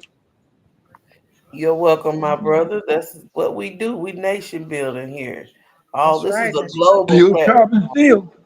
It's not just local, it's global. So we're gonna give the floor back to Brother Yasuk with the 5 duties of a Panther and the 9 local objectives. Go Black ahead, Power brother. Sister, Black Power Sister, Black Power Kings and Queens that's online. Actually, we're going to step back and take it just a little slower. The new doctrine that we have that we're introducing, these are teachings, and this is a method that will take us into the next 50 years of Pantherism. As far as for the Black Panther movement, it is an umbrella movement that is a collective of organizations. So, brother, yes, you are welcome, as well as other organizations that are welcome. Our main thing is no one coming in causing problems, causing headaches, wanting to figure out how to create solutions to the problems that we're facing. So that's the biggest thing with the movement, making sure that everybody's on the same page and wanting to grow and wanting to push together as one. But what I did want to go over, the new doctrine that we have is the 3 principles of organizing. We have the 3 principles of organizing, and we have a 7-point platform is what we have. And then we also have the updated doctrine for the 5 duties of a Panther, which we're not going to cover out today, but I will do an introduction with the 3 principles of organizing. Number one, our first principle of organizing is to empower our people, which is I'm hearing a lot of that here on the show, coming from different work and different things that are being provided on the platform. So that's one thing that we're always big on. The Black Power movement is dedicated to the principle of empowering our youth and our community. We empower ourselves through our services to our people. We believe in feeding the people, clothing the people, and helping Black families who are in need. We empower our people through Black Panther programs. And not for sure what that was. There was a little feedback on that. And way of study groups by learning and spreading the teachings of the Black Panther movement. We believe in constantly engaging, serving, educating, and teaching our people so that we can create new leaders in the community and also within the youth. That is very big, that we make sure that we empower our people the proper way, so that way we do teach the youth how to get on the direct and the right path and not get lost and confused on the different things that they may run into. Number two, our second principle of organizing is to organize our people. The Black Panther movement is zealous about dedicating to the principles of organizing our people for the complete liberation. In the cities where we live in, we are duty bound to be the best organizers that can be found. We organize locally to carry out the goals of our 7 point platform. We are organizing to support Black Power, which includes supporting Black businesses, and we are organizing to push the bloodsuckers out of the Black community, which is the Black nation. We organize our people to build up a strong local Black Power movement all over the nation. Our motto is organize, organize, organize, which is very big because as long as you're organizing, you'll be developing and creating new opportunities, which is big for the movement, for us to be able to make sure that we reteach ones and get them on the right path. The third and the final principle of organizing that we came up with to make sure that it'll push us into the future is defending our people. The Black Panther movement member practices the principles of self-defense to the best of their ability according to the rules and laws of their both legal jurisdiction and the laws of nature and self-preservation. Our Black Panthers' further duty is to organize the Black community for general self-defense. Defending Black people also means defending our people against any attacks from any source. Um, that along those lines, we're also going to be developing the Black Panther Movement Defense Corps. So that will also be a very strategic thing that will be put together in different areas. We've already got some groundbreaking things going on that's been moving in the community for security reasons. I won't speak on it, but we do have men on the ground that are moving. There will be some things that will be released Saturday for our movement launch. That way we can be able to introduce everything to everyone. And basically, we hope and we want to make sure that everybody has the opportunity to support and also be involved and come to the table and bring things to the table to be able to help us grow, not just as a movement, but as a nation, as Black people, and it's to make sure that we get on the path to be able to liberate ourselves, which is the goal of the work that we're trying to do and trying to put in, which is Panther work. So we're not recreating anything. We're not trying to come up with anything that is new. We're just using the wheel to plug in and get the benefits out of it that we need, and to make sure that we can push into the future and stay up with what's moving and how the youth is moving. So that's kind of end of what I want to get to everyone. If anyone has anything or any discussion that they want to speak on about the three principles of organizing, we can go through that. And then also, our launch is going to be Saturday at 2 p.m. Eastern Time. We will go into a lot more depth, and we will go into some of the other new doctrine teachings that we have. But like I said, everybody is welcome, and I appreciate you taking the time to listen out. Black Power. May I add something? Black Power. That's good. Black Power. Yes. Thank you for that, brother. Yasu. Go ahead, honey. What do you Okay, want? so brother Yasu, as I explained to the Queen when we first met, this is the purpose of the new Black African Wall Street. It's the purpose to establish an economy so it can fund all y'all operations. It can fund the political side of the operation, and it also can fund your side of the operation. So when y'all need funds and y'all need money, there's already a pool set to the side from the taxation from the company and from us as band members. So this is why I need people help to support me in building the economy so we can structure it to where as though the tax revenue can be donated to y'all cause so y'all can preserve your purpose as serving and protecting the community and serving and protecting our businesses. But we also need funds to do that. So this is why I'm trying to start the new Black African Wall Street so we can have our own government economy that can fund your operations above ground. Black That's Power. right. That's right. That was all about Power. And building what? up Black economics. Honey, Correction, Thank you so honey. much, Not brother. trying, doing. hold on. One mic, please. Honey, we're gonna invite you into the Black Power Panther movement, and we're gonna sit down. We have a sit down coming soon. Anyone that's interested in joining the Black Power movement, just contact me, and I'll get you that information. Okay, so we've got time. We don't have a lot of time to go over and over and over things. Brother Ross Paulos, I see you. I have one more guest, Sister Anisha. Are you still here? Tanisha. Mhm. Yeah, she gone now. But we do have it's a website. I want everybody on this line to look at this website, no matter where you are in the world. It's www dot good good 360.org. If you can look it up, if you have a nonprofit organization or if you have a business that you want to fund, this is a website that Sister Inisha has introduced to me where we can order products all over the country. They have hubs in every city and state, pretty much in the United States, where we can get goods at a discounted price, like a truckload of goods from Burlington, um, home manufacturing places. It's so many different Walmart, different construction places. It's just I can't even think of how many people it is, but she is asking that if we look into this, I'm already a member.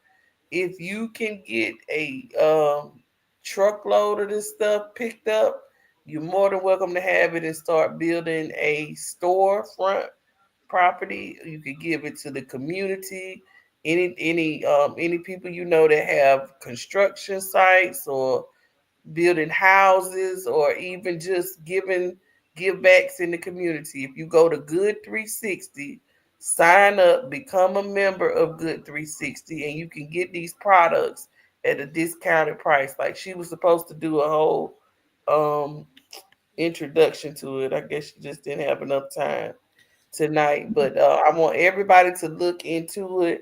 We're going to be presenting some of these items at the Million Youth Rally to help our young youth entrepreneurs. Say you want to start a storefront, a mom and pop shop.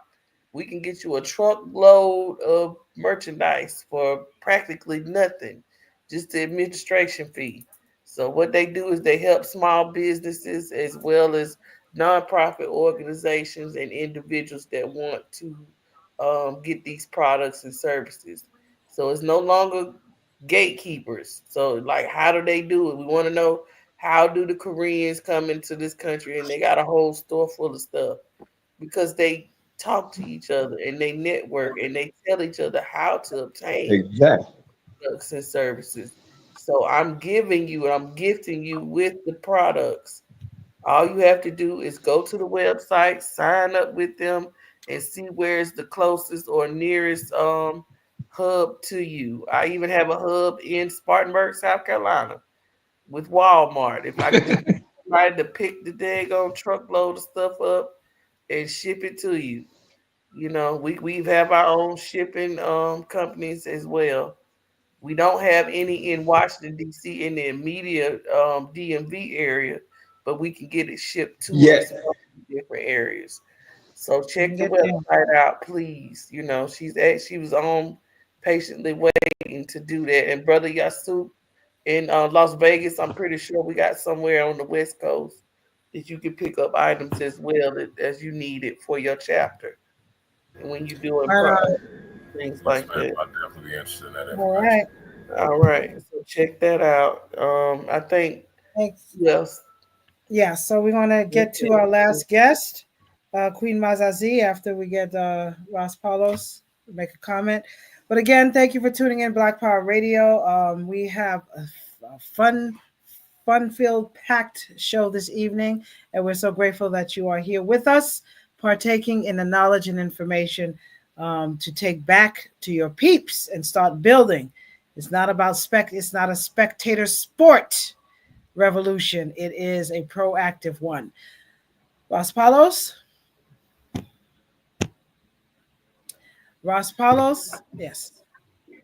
Grand Rising family. When I hear all the comments recently, it brought me back to Marcus Garvey. It brought me back to the formation of the UNIA, United Negro Improvement Association, and it also brought me to the African League. Both organizations was formed by Marcus Masai Garvey.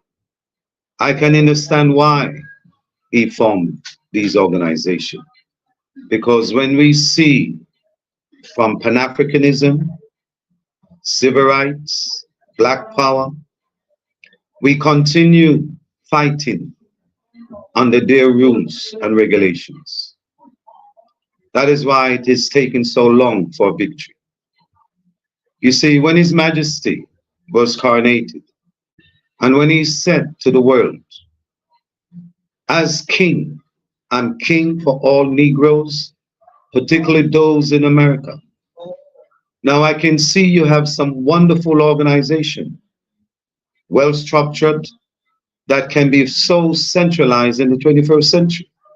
But you need to determine what system of authority you are organizing or centralizing.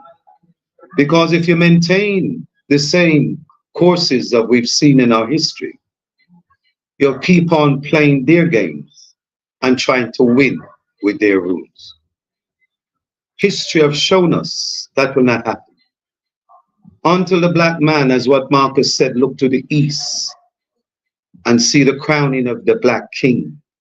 Until when Negroes realize their king is the black king of Africa. That is when all the organization, the Black Panther group, can be so effective in the 21st century if you know what is your sovereign authority that you're now gathering our people, especially those in Americans. So family, I commend all the Pan-African groups and all the things you've done. Muhammad, Elijah Muhammad, Nation of Islam, but we're still in the same position. Our black lives in America still doesn't matter.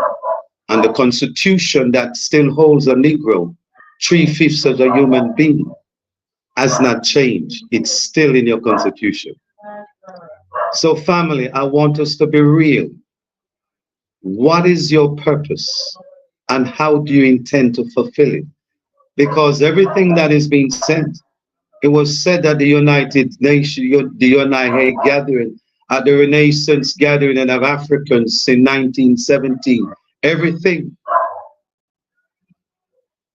has been said. All of the desires to be pursued has been said, has been laid on the table. But up till today, we're still playing it their way and expect to win this game or this war. That's precisely why we're, thank you so much for that, Ross Paulos. That's precisely why we are focusing on the youth, because prior to that, it has been grown folks that has been running the show and failed miserably because they're about power, greed, position. Our young people are more raw. They are not seeking so much power as much as self-determination.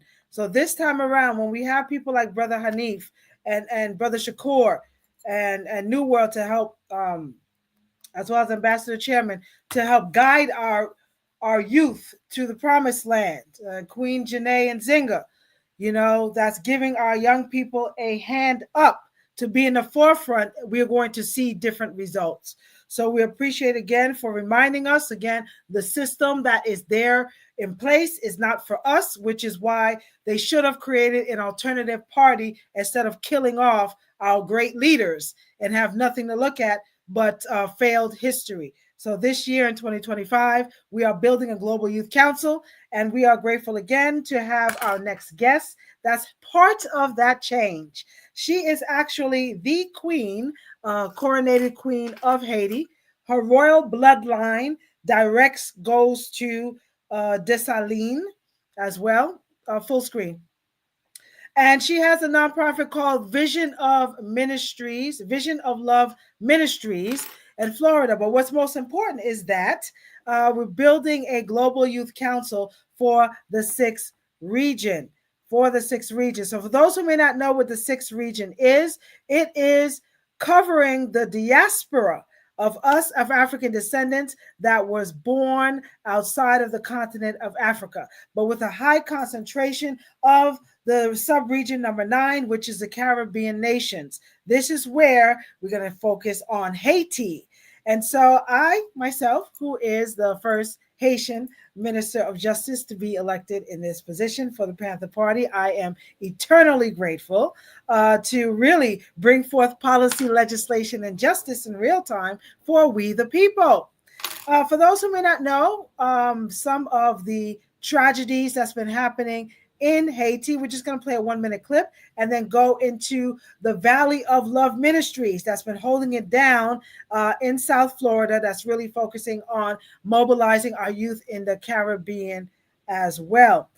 So let me share the screen right here. And the gunfire and the gangs is a direct result of the lack of engagement with the youth. The youth in Haiti are facing the same things that many of our youth in the Americas are facing. They are not being brought in the forefront, which is why they are casualties of war in juvenile detention centers. They get caught up by law enforcement, as we see with Lavelle Lane, driving while black, walking while black, and then they get assaulted, abused by a system that doesn't care for them. But again, family, we got to push them in these political spaces, be knowledgeable of the enemy, not be involved in it, but be knowledgeable so they can know how to combat. And this is the season that we're in. So again, we're so grateful to have Queen Mother Z. So this is what's happening in Haiti right now at the moment.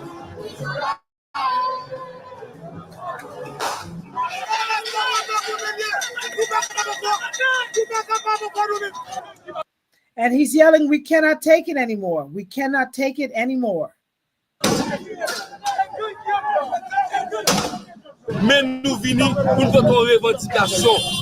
We come here to give the government of Haiti, which is ran by the U.S., our demands. We demand freedom. We demand security.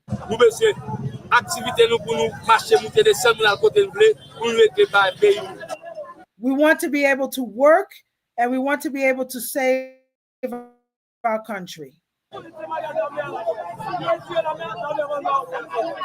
And mind you, family, what you're seeing on the screen is some of the Haitian police, but what's there also is the Kenyan militia, again, that was bought and paid for by the United States. So William Ruto, against the will of the Kenyan people, took a $19 million deal to send troops to Haiti. Just black on black crime, I tell you.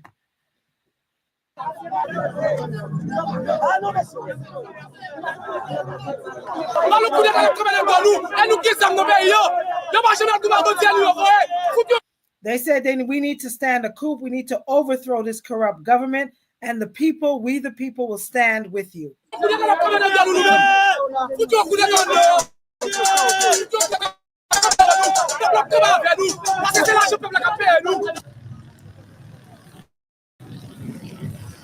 And this is one of many scenes of burned houses, cars on a daily basis.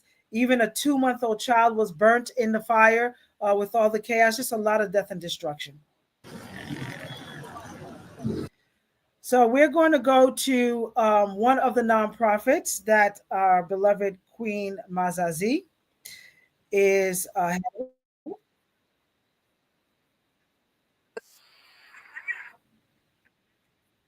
people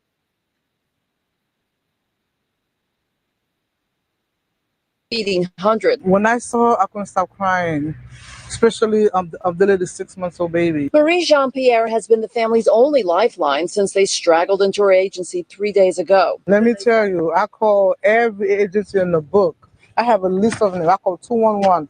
I call the Lord's Place, Promise Hope. We call different churches.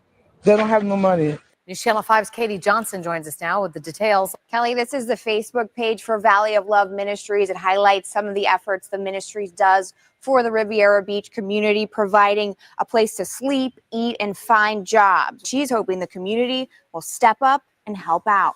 Now, the founder tells me her shelter helps at least 1,200 to 1,500 people each month. And she said the need for that help is greater than ever since she opened Valley of Love. Katie Johnson, WPTV News Channel 5.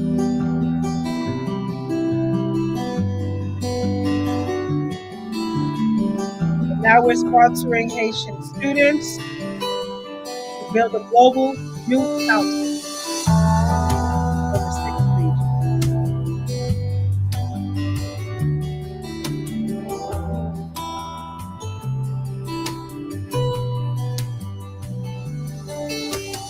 Welcome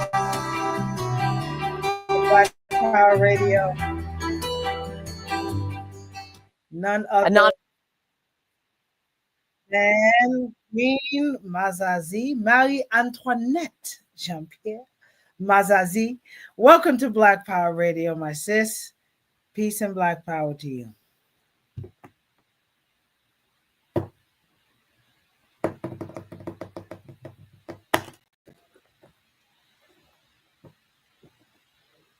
Microphone check. Queen Mazazi, are you in the house? Unmute your mic.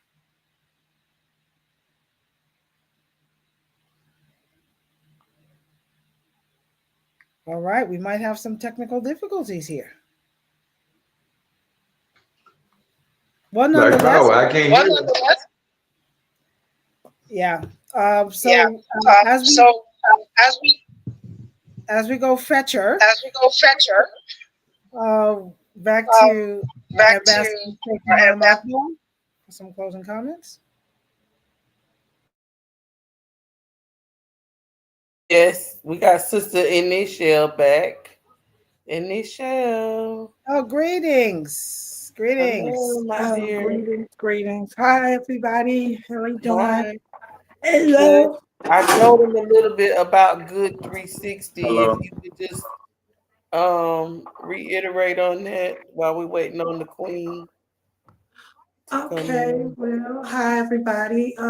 So this is basically us looking at the community sort of consumerism and trying to get a hold on how they, purchase products, but at the same time, of course, Queen Janae was telling me she wanted to provide her community with, the same things they would normally go into stores and purchase also, but to give us a little bit more control and with everybody vibing in these aspects of creating those spaces for community, we could initially and effectively, we could start by being the arbitrators of some of that. And what that looks like is us pulling together. I think the gentleman touched on it earlier, looking at how we spend, what we spend, and if we could get a sort of like using the rally, and then I guess when we move into the original, the bigger one in DC, but for this one, we can sort of get an intake of consumer shopping habits. And what we were doing is we were taking on these large loads of clothing and other things. It just ranges to so much. It's just so much things that we normally purchase day to day. I don't know everybody's shopping habits, but we're talking about clothing. We're talking about accessories, hygiene.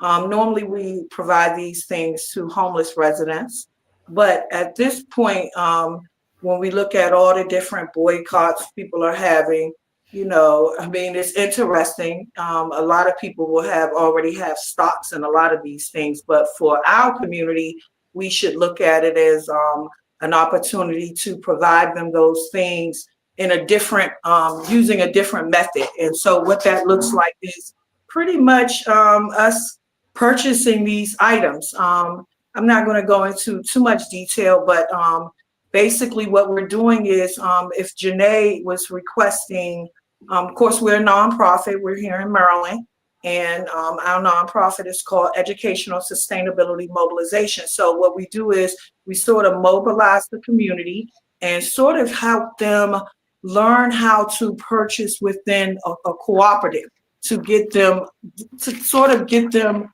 prepared to not overconsume and learn to, again, consume together so that we can make a better impact on our finances in relation to what we purchase. So what we're asking is, one, normally you need three things. You need a truck driver, or you pay those fees. These are small fees. A truckload of merchandise can range from anywhere between $2,500 to $10,000, right? But it's going to be based on that need in those communities or the things that we're already purchasing. But we could sort of change what that looks like in our direct community. So just to be clear, as a nonprofit, we may pay for these items, right?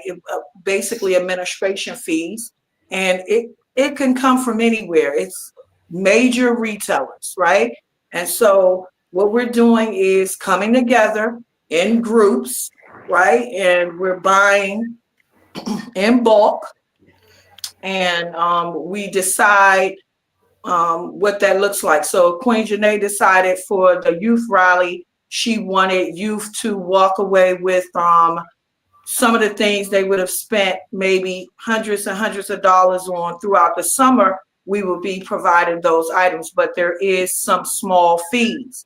And so we want to try to establish some different individuals or groups or businesses who understand the concept. Again, I was listening to the gentleman earlier. He touched on just about everything. So taking a note out of what he was saying, we could look at it as that we are changing consumer habits as it relates to how they're buying, but we also could utilize it as a chance to give some families things that they need, whether it's furniture, bedding, beds, mattresses, clothing, food, but we're more so looking at the clothing and other things of that nature. And just to get involved in it, I would just like you all to more so let Queen Janae decide how she wants to move forward so that we can help her deliver some of these things that she would like to see happen. So thank you. Yes, that's what the object is, to whenever we go into someone's community as Panthers, we should never go in empty-handed. Okay? We have to present something to the people, especially if you ask them to give up something. You know, it's a lot of corner stores and liquor stores and things like that that are convenience stores because there's nobody else in the community that has the products that they need. But if we have those things on hand and we're providing those things for the community, then we can help our communities be more self determination, you know. So that's the ultimate goal of a Panther, is to have our own resources, our own products, our own manufacturing companies, and our Yes. own small mom and pop stores, and support those in our community. Because when you look around, especially here in Washington D.C., who's running the stores? It's the Koreans, it's the Mexicans, it's the Ethiopian community, which they are brothers as well. But that money that they're getting is not coming back into our neighborhoods. You know, the black dollar circulate 1 hour, is over with, you know, and it's going to somebody else's community. But the other communities, they circulate their money how many They times? circulate their money how many times? You know, More than over we and do. over again, more than we do. Once we spend it, it's gone. It's outside of our community, and our communities are suffering because of that. So we have the Yes. opportunity with Good 360, like she said, furniture. I'm talking about good stuff, brand new stuff. You know, we could open up furniture stores. We could open up dollar stores, things like that. We could get a truckload of stuff from Walmart, you know, Burlington, coats and clothes, everything that's off season. We could get all of those things. And I had no idea that this even existed, but it does. And we want to make sure that we get this information into our communities. Okay? So that's Yes. Black Yes. Power. Yes, and we ready for the next segment. We did start a little late, so we'll go to 10:30 tonight if that's okay with everybody. Yes, yes. All right. And thank you so much, Inshallah, for being here and giving us an update. We appreciate the work that you do in the DMV area. All right. Without further ado, we got Queen Marie Antoinette Bazazi back here on Black Power Radio. Welcome, Queen. Thank you for joining us, founder of Valley of Love Ministries. Good Welcome, evening. beautiful. Good evening, Dr. Trube. Good evening, everyone. I'm happy to be with you guys this evening. We run a ministries that called the Valley of Love. I mean, we run actually two, a foundation that's called Queen Mazazi Foundation. It's here in Florida, in Dominican Republic, in Haiti, also in Africa. And we also have, we run a 501c3 nonprofit organization that's called the Valley of Love Ministries. We've been doing it for over 20 years. We have the homeless, the less fortunate. We have elderlies. We have children that's homeless. We're the only pantry that's open 7 days a week. People can call us anytime for food. We're always open. And we also have homeless people or less fortunate get back on their feet. So just like I said, like we've been doing this for over 20 years. So now we helping the youth in Haiti right now. I mean, actually, like we're helping the youth all over the world, not only in Haiti, because remember the youth, they are our future for tomorrow. So what we're doing right now, we want the young people to help themselves. How? We doing a phone and internet program for them. We're trying to provide 120 phones and internet to the youth in Haiti at this time. So, because a lot of our young people in Haiti, like they have a little flip phone, but they don't really have an Android phone or an iPhone. So, we're really trying to help them to get the phone. So, because remember, just like I said earlier, they are a feature because especially what's going on right now in Haiti, it is terrible. Those our youth, our young people, they're dying. Their self-esteem is very low because all they hear all day is shootings, boom, boom, boom. 2, 3 o'clock in the morning, that's all they hear. So that's the reason why we're trying very hard to help the youth, to help the young people because they need our help. We have to stand up for them, for our young people, because it is too much for them what's going on. But not only for young people in Haiti right now, as you all know, the gang members just take over the country. The gang members just take over the country, and we don't even have a real government because even the so-called government that we have, they're all a part of the gang members. So Mhm. Hades right That's now right. need your support. It needs your help. We need your prayer. We have a lot of people that starving. I mean, a lot of people have big businesses, but now the gang members just took over the place. They burned their place. I mean, all kind of crazy things going on over there.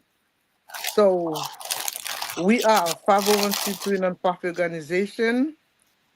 If anybody want to support one of our young people, two, three, four.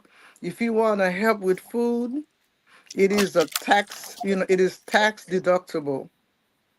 You can support us. We do have Zelle, we have Cash App, we have PayPal. You can You help. have the GoFundMe. Yes, also like we have the GoFundMe that we created. It's the Valley of Love Ministries, created by what's the name again? It's created by I'm sorry, I forgot the name of the group that's created the GoFundMe. But once you go to GoFundMe and type the Valley of Love Ministries, you can donate $10, $20. Okay. If 10 people donate $10, that's $100. If It's 10 a federal health people, coalition. if 10 people donate $20, that can help. So please, we really need your support to help the young people. We really need help because right now we're really trying to see if we can send a container of food to Haiti because people just few months ago, that happened February, I think. A little 11-year-old young girl died because she didn't have nothing to eat. Nothing to eat at all. Myself and Dr. Chube, We've been trying everything. We've been setting everything. Yeah, I mean, like we've been helping from our pockets. But guess what now, family? Our pockets right now is leaking. Because when you help, you help, you help, you help, with no help, what happened? You know, if you have a tree and you keep taking leaf all the time, you're going to get up one day and that tree gonna be empty with no leaf. So we asking at this time if you want to support one person. You know how much for like one phone again, Dr. Trube? How much is one phone? Well, the GoFundMe, we could actually um, share the screen. So it's $350 to sponsor a child, and they will get a high-speed phone and a Mhm. Wi-Fi hotspot. And the reason why this is important because these youth that we're training for the Global Youth Council, they need to communicate virtually. Just as they could join us on Yes, Black Power Radio online, they can't do that if there's no electricity. And so we're asking for that exactly. primarily so they can communicate with the youth from around the world, the US, Kenya, Ethiopia, Yes. Canada, France. And that's the whole purpose of why we need to really focus on the youth because it's all of us as adults that's negotiating and discussing and bringing solutions. And then we add them as an afterthought. And then 9 times out of 10, it doesn't work. There's too many egos. Again, we don't want that to be the fate for our youth. We want to teach them civic engagement, community development, and leadership. We got perfect examples here. Brother Hanif, as well, Brother Sensei, Noah in Kentucky. Actually, Kentucky is suffering through a large flood. So there's a lot of things that our young people want to solve this problem. So we want to make sure. And the GoFundMe is right there. If you could put it on the screen. Valley of Love Ministries. You can click on it and you can see some of our youth that we had showed the video earlier. We have over 5,000 young people, and we only taken 120 to train them, particularly for an executive global youth council. So these are the things that we'll be highlighting at the Million Youth Rally, September 5th and 6th. But right now, it's about accountability. So we did do a broadcast a couple of weeks ago and of this weekend as well as to why the real truth about what's happening with Haiti. And again, it's the same colonizers that are oppressing us here in the United States that is oppressing Haiti. So if we're not coming together as the diaspora, as blackface revolutionaries, doesn't matter what group you are, they still refer to us as a Negro. A Negro is a Negro is a Negro. But if we put all of our heads together and start creating alternatives and strengthen each other, doesn't matter what country you're from, but if we are suffering from the same colonizer, that we have a duty, we have a right, we have an obligation to bring something new and fortify our young people so they can know how to defeat the enemy strategically with the power of the pen, Mm-hmm. power of their mouth, and That's eventually right. self-defense. And we're not going there because self-defense can mean anything. We don't promote violence. It's just Don't forget the power of the dollars. yes. So that's also one of the changes is economics. So with that being One said, we one thing I thank you want to again, say, That's why we Dr. yes. scream Trube, Black Dollar at the Black African Wall Street. Black Dollar. My organization is supposed to be the Black Dollar for all of y'all other organizations. one thing I Yes, want to say, that's right. Right on. just one thing I want to say, the more you give, the more you what? The more you receive. I have a testimony. I remember Mhm. one time I was going through it with my ministry. It was very hard for me. And then a friend sent me $700 from Haiti to help the ministry. And then at that time, even my car broke down. I was like, Lord, what is going on? So I called a friend. She came, she picked me up and took me to the transfer company. So just while I was sitting in her car, somebody called her. She was complaining, saying, "Oh my gosh, my light is off, my water turned off," and she have like 4 or 5 kids. She had one that's handicapped, and then just I heard a noise that said, "Give it to her, give it to her." Then I said to her, My sister, how much money do you need? She said, well, $300 for my light bill and $300 for my water bill. Something tell me to give it to her. Then I said, you know what? Here's the $600. Go ahead. She said, are you sure? I said, yes, I want to give it to you. I'm telling you, that night I went to sleep. I was like, I did something positive. I was like, thank you, Lord. I mean, I was so happy. Guess what? 2 weeks later, less than 2 weeks, Channel 25 came to the ministry. I raised over $25,000. I was able to pay all of my bills, pay everything. But the sad story about it, that same woman that I helped with the $600, she could not understand. I received the money because of the $600 that I give her. Right? She came when she saw people coming in bringing $2,000, $3,000, $50. She went. She got so upset and left. That same woman that I helped with the $600. Well, You haters hear gonna me? hate. That's Yeah. how it is, right? You But know, that same woman that I helped, you know? well, that's the ups and downs of being That's the righteous. ups and downs of being righteous. Some of us hate Sorry, greater than we Echo. love. Yes, absolutely. Absolutely. So I'm telling continue to you. be positive, family, and we put the Mhm. GoFundMe up. So please learn about the international issues because we all are one. We are one game, God, one aim, one destiny, and we got to move Amen. forth to self-determination for we the people. That's what it's all about. All right. So thank Amen. you, Queen Sister Mazazi, for I the love work. you so much. And Thank you so yes, much for all the work. Let me tell you, family, this young, she don't sleep at all. She's team no up sleep. all night long. Listen, if she get 2 hours sleep, it's a miracle. She Yes, works so yes. hard, and Dr. Truby, I want to tell you that God really gonna bless you He's more, gonna bless more, us more, and all. more. Thank you so much. It's a God team gonna effort. bless you. It takes a village. God has never stopped blessing us. We just need to act like it more often. Yes, absolutely. So that's why I say it takes a village. I may be a little militant in my speech, but it's all for good favor. We can't be slacking, family. We cannot be sleeping at this hour. This is where Hit him again, Mike Tyson. bam, bam, two-shot uppercut. All right. I Well, we love you, thank you again. family. I love each and every one of you. Thank you so much. Thank you. Yes, all right. Thank you so much for being here, Sister Queen Mazazi, holding it down for Haiti. Bonsoir, au revoir. Haiti.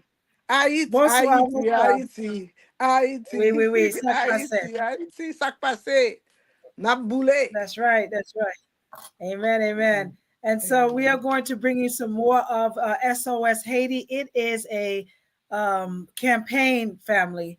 If you don't know, we got some celebrities that's on board. We're talking about Rihanna, talking about Akon. It's called SOS Haiti, and we are going to bring you right here on Black Power Radio some of the prolific members of this initiative. And so stay tuned because right now Haiti is on the map. Try to do a drive-by.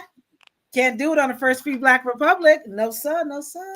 All right. So with that being said, we thank you again. And I want to leave out with the famous quote of one of our greatest politicians, Adam Clayton Powell, reminding us that Black is beautiful. You're listening to Black Power Radio.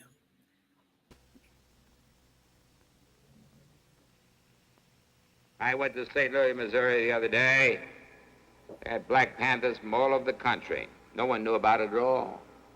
They had machine guns, recoilless rifles, grease guns, Lugers, 25 of them, all armed. And the chief of police met me at the airport when I arrived, and they were there, right there at the steps. He said, you were violating the law. Yeah, we're violating the law? He said, we're tired of our white and black leaders, Jackie and Martin and Bobby, being killed. We're going to protect this man while he's here. And they didn't arrest one of them. Because they said if you arrest one, then someone's going to die, because we are ready to kill. Black power means black dignity. Just as surely as you're proud to be white, we're proud to be black. Black is beautiful, baby. It's pretty. I always say to my brothers, I say, baby, don't worry about the white chicks. We got everything from chalk to charcoal in our own race. You know, see? Black is beautiful. Black is beautiful. Black power means dignity. It means we're going to walk side by side with you or through you. We're going to be with dignity and integrity. We don't want any more than you have, and we're not going to accept any less than you have. That's black power.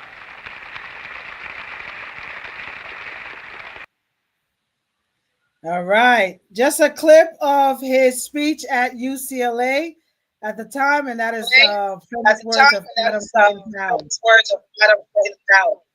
Okay, reverb. Can we get some? Okay, take it all back, make it all black. Just like that. Right on. So we thank you again for joining us on Black Power Radio. See us next week at same black time, same black channel. We have a special guest. At same black time. Author of New World. Can you mute your mic, my brother? Thank you for the reverb. Yes, ma'am. What's that? Thank you for the mute your mic. Oh yes, always. And thank you so much. All right, so next week we're going to have. I'm probably gonna do like. All right, family. Okay. Yeah, we're gonna yeah, have New World. You got feedback, brother. You got to dismute yourself. Okay. So we're gonna end the show, right? This is the end of Black Power Radio. 10:30. Yes.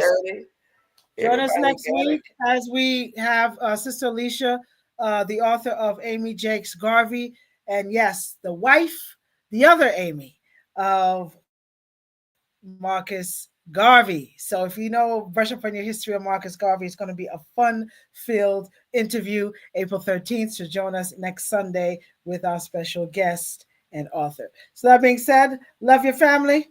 Power to the people. Keep it black and keep it strong. Keep it revolutionary. I'm your host,